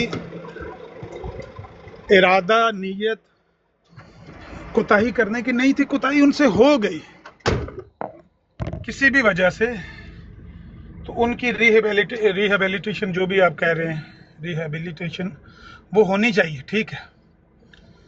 लेकिन अगर एक बंदा अमदन आपका कान काटता है, इरादतन आपका माल लूटता है, आपका पर्स छीनता है, इरादतन आपकी इज्जत लूटता है, इरादा करके, नीयत करके, जबकि उसको सारा शऊर है, उसको पता है कि यहाँ मेरी आज़ादी की लिमिट ख़त्म होती है, जहाँ से काइंड हार्टेड साहब का घर का दरवाज़ा डोर शुरू होता है ना, वहाँ पर मेरी लिमिट ख़त्म हुई, उसके बावजूद वो आपका दरवाज़ा क्रॉस करता है, आके आपकी इज्जत लूटता है या माल लूटता है या आपकी जान, इवन आपको हैंडीकैप बना गया। एक बंदा है, उसने फायर लगाया आपकी टांग पर या छुरी चक्कू मारा, आपकी टांग कट गई या हड्डी टूट गई टांग की, आप सारी ज़िंदगी के लिए बैसाखियों पर चले गए, ठीक है, माजूर हो गए, आपने ज़िंदगी के बाकी जितने साल गुजारने मजदूरी से गुजारने, उसको जेल में डाल के 10-15 साल उसको कहा जाए कि तुम यहाँ चक्की पीसो, ये करो, वो मशीन चलाओ, उसको क्या फ़र्क पड़ेगा? जो आपका नुकसान हुआ है उसके बदले में तो वो कुछ भी नहीं है। ये तो इंसाफ नहीं है। आप सही कह रहे हैं आप, अब ठीक है वो केस, अब ये केस अक्सर जो है, जब आप लॉ की फील्ड के अंदर काम कर रहे होते हैं, आपको पता है कि बहुत सारी चीज़ें कॉम्प्लिकेटेड हो जाती है, नहीं समझ आती कि वाकई जुर्म हुआ है, क्यों हुआ है, किस लिए हुआ है, कैसे हुआ है। लेकिन ये है कि एक ये सख्त सज़ा तो होनी चाहिए, रोज़ाना का टॉर्चर उसको दो, ठीक है ना, रोज़ाना उसको बेशक करो, लेकिन उसको एहसास भी दिलाओ, और रिहेबिलिटेशन जो भी मैं कह रहा हूँ करो। अब ये इज्जत लूटना जो है, ये एक ऐसा जुर्म है, अब उसमें यहाँ जो अमेरिका के अंदर ना, उसकी एक ही सज़ा है कि उसको हमेशा के लिए नामर्द कर देते हैं, समझ आ रही है, मतलब उसको नामर्दी कर देते हैं वो, हाँ जी और ख़त्म हो जाता है मामला। तो ठीक है, अपनी जगह सज़ाएं हैं, लेकिन उसकी वो है कि उसको वापस भी कर सकते हैं वो ये नहीं कि एक्टिवेट हो जाता है उसका मामला ना। ऐसे ही उन्होंने सिस्टम रखा है अमेरिका के अंदर, जो साबित हो जाए कि इसने ज़्यादती शाती की है, कोई ना इस तरह की हरकत की है, लेकिन दिमागी तौर पे ये लोग मफलूज होते हैं। इसको मेंटल केसेस जो ने, इनके हाई प्रेजेंट मेंटल इनके केसेस होते हैं, जहाँ मैंने भी काम किया हुआ एक ज़माने में ना, बड़ा ही टफ होता है कि इनके जो अब दिमागी तौर पे एक्चुअली जो ये काम करते हैं, वो उनके दिमाग पे या तो कंट्रोल नहीं होता, ये मफलूज होते हैं वो, तो उनको हाई मेंटल प्रिजन में रखा जाता है। यहाँ पे ना बिल्कुल सिक्योर्ड प्रिजन में रखा जाता है, लेकिन वो प्रिजन एक तरह से नहीं होता, उनके साथ वहाँ पे साइकेट्रिस्ट होते हैं, साइकोलॉजिस्ट होते हैं, वो रेगुलर उनको देख रहे होते हैं, दवाइयाँ भी दे रहे होते हैं, साथ साथ दवाएं भी दे रहे होते हैं क्या, और मतलब उनको कोशिश कर रहे होते हैं कि भैया अपनी इंसानी फितरत पे आ जाओ। लेकिन कुछ केसेस होते हैं, कुछ केसेस निकल सही हो जाते हैं, कुछ केसेस नहीं होते, डिपेंड ये करता है ना, वो जो नहीं होते डॉक्टर उनको साहब, रखे रखते हैं जी। बात यह है कि जो बंदा है ना, वो सारी जिंदगी, इंसान कभी भी शायद उस स्टेज पे नहीं पहुंचता जो स्टेज परफेक्शन की स्टेज होती है। उससे नीचे नीचे बंदे में यानी गुंजाइश तो हमेशा ही रहती है ना। मेरा सवाल ये है कि अगर एक शख्स वो बाशऊर है, उसको नेकी बदी का, धूप छाँव का, गुनाह सवाब का, हलाल हराम का, अच्छाई बुराई का उसको शऊर है, पहचान है कि ये गलती, उसके बावजूद वो ये गलती करता है, आमदन गलती करता है। लेकिन ये डिसाइड कौन करेगा? मैं समझ गया आपकी बात, लेकिन ये डिसाइड कैसे करेंगे, इसको फैक्टर इन कैसे करेंगे? इसलिए कानून आते हैं, इसलिए ये सारे प्रोफेशनल्स आते हैं, इसलिए इंतज़ामी अमूर के सिलसिलात आते हैं, ये सारी बातें जो आती हैं ना, इसलिए आती हैं कि ये डिसाइड कौन करेगा, कैसे करेगा, कौन करेगा। और ये ठीक है, किसी को शऊर था या नहीं था, या उसका केस पूरा क्या था, तभी ये कॉन्सेप्ट है कानून का, फ्री ट्रायल का, ये सारा ये सिस्टम इसलिए करता है कि जो खुद ही बंदा सजा ना दे दे, किसी को बस पकड़े कहे कि इसने किया और कर दे, उसकी पूरी जांच बीच करे कि किसने किया, कैसे किया, हो सकता है उसने ना भी किया हो। कई दफ़ा तो ऐसा भी केस होता है कि बंदा पकड़ लेते हैं सबूतों के दरमियान में, लेकिन असल में उस बंदा वो गुनहगार ही नहीं होता। तो ये सारी बातें आपकी ठीक है, मैं मानता हूँ उसकी सज़ा होनी चाहिए, हो सकता है वही होनी चाहिए जो आप, लेकिन मैं कहता हूँ कि ये सारी चीज़ें भी एग्जिस्ट करनी चाहिए, इंतज़ामी अमूर भी एग्जिस्ट करना चाहिए, रिहैब भी एग्जिस्ट करना चाहिए, इदारे भी एग्जिस्ट करने चाहिए, साइकोलॉजिकल एवेल्युएशंस भी एग्जिस्ट करनी चाहिए। इसके अलावा ये सज़ाएं भी देखनी चाहिए कि किस बंदे को इजाज़त होनी चाहिए 15-20 साल उसको जेल में रखे, किसको आपने हमेशा के लिए रखना है, या किसको आपने मार देना है, ये चीज़ें भी ज़ुमरे में रखनी चाहिए। कहने का मेरा मतलब ये है।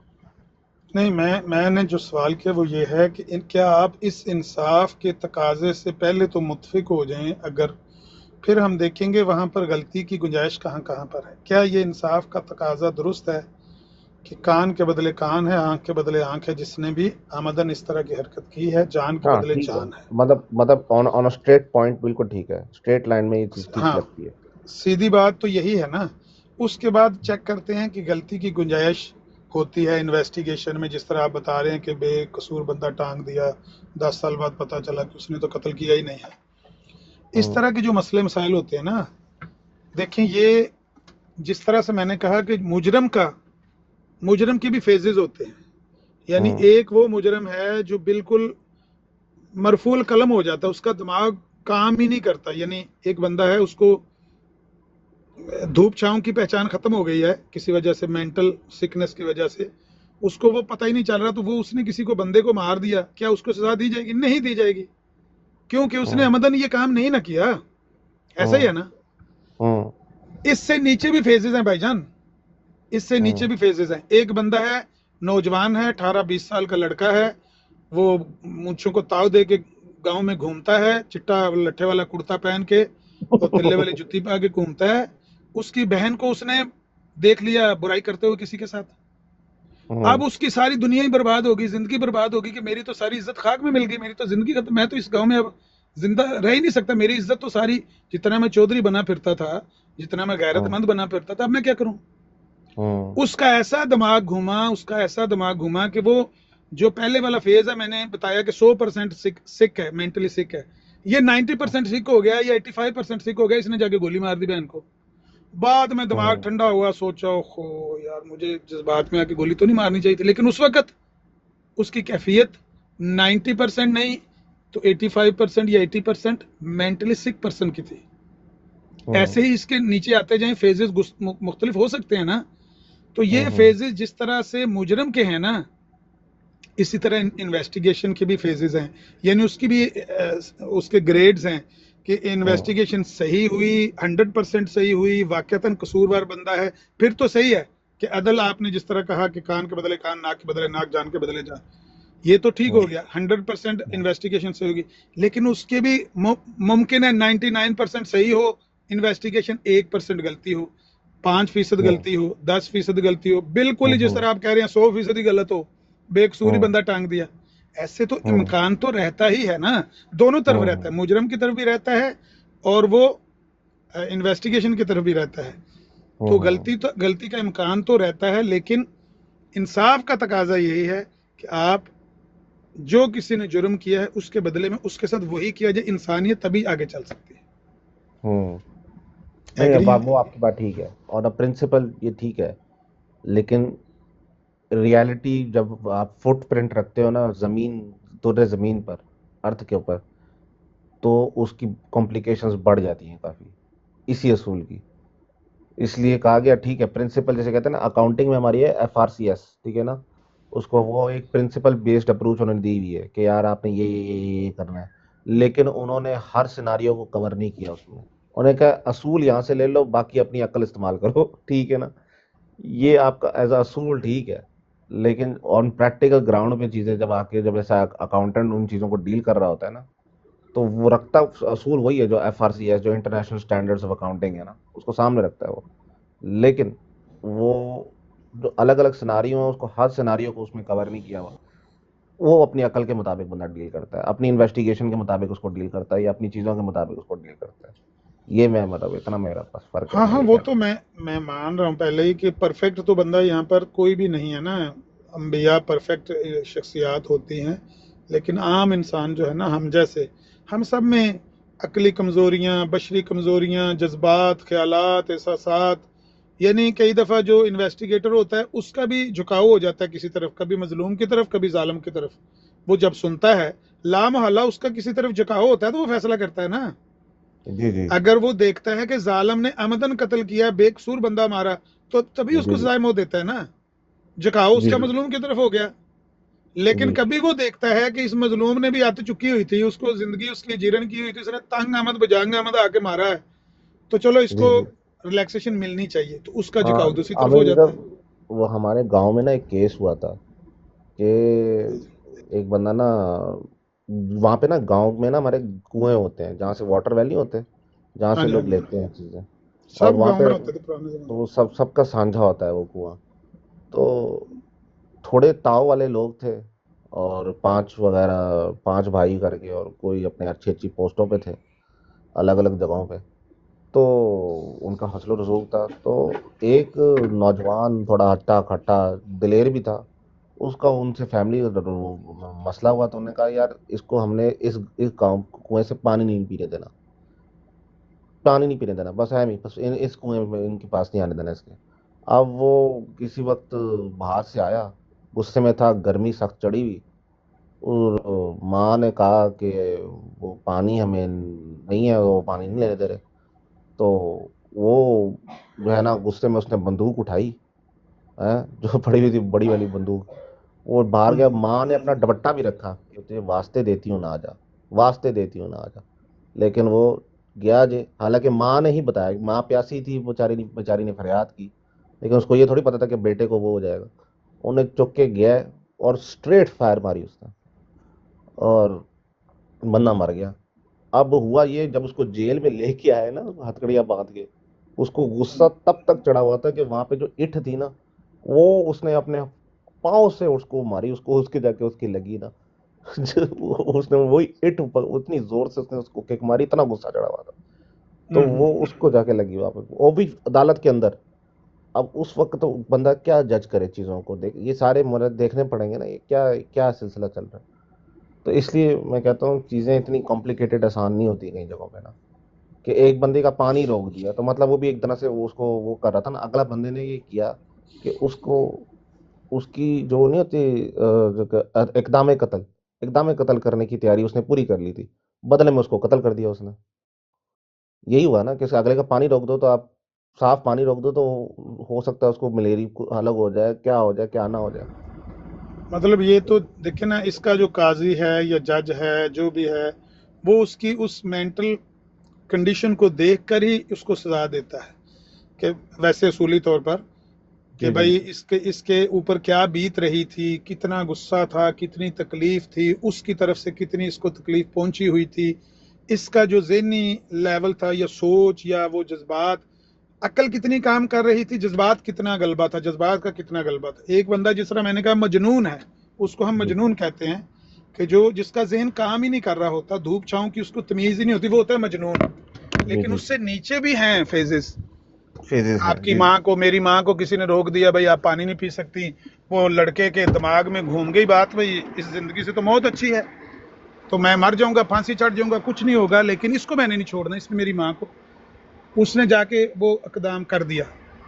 लेकिन काजी का यही फर्ज है कि वो उसकी सारी सूरत हाल को देखे, ये भी देखे कि उसने किस हालत में ये किया है, क्या जिसने उसको मजबूर किया है कत्ल करने पर, यानी मकतूल का भी कोई 10% 20% हिस्सा है कत्ल होने में, खुद अपना किरदार है।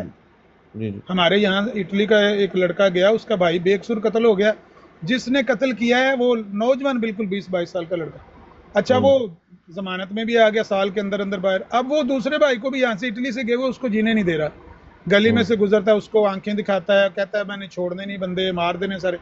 वो बेचारा जाके लोगों को कहता है मैं इटली से आया हूँ, देखो मेरे भाई को बेकसूर मार दिया, अब ये मुझे भी नहीं गली से गुजरने दे रहा, किसी ने उसकी सार नहीं लिया। तंग आमद बजांग आमद, 2-3 दफ़ा उसकी आते मोटरसाइकिल रोक लिया या रास्ते में कोई इस तरह उसको तौहीन की, तंग आके उसने अपना वो पकड़ी पंप एक्शन और उसको मार दिया उस लड़के को।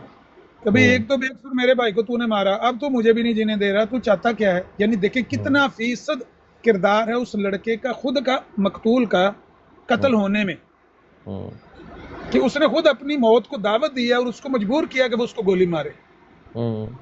तो ये सारी चीजें जज देखते हैं, काजी देखते हैं, लेकिन जब प्रूव हो जाए कि मकतूल बिल्कुल बेकसूर था और कातिल 100% कसूरवार था और अमदन उसने ये इक़दाम उठाया, फिर उसको सजाए मौत देते हैं। लेकिन ये सारी चीजें देख कर, लेकिन इंसाफ का तकाजा यही है कि अगर एक बंदे ने जानबूझकर किसी का जितना नुकसान किया उसको उसके बदले में उसका उतना ही किया जाना चाहिए, वरना ये इंसानियत चल नहीं सकती। असूलन बात ठीक है, असूलन बात आपकी, वरना इंसानियत चल नहीं ना सकती भाई।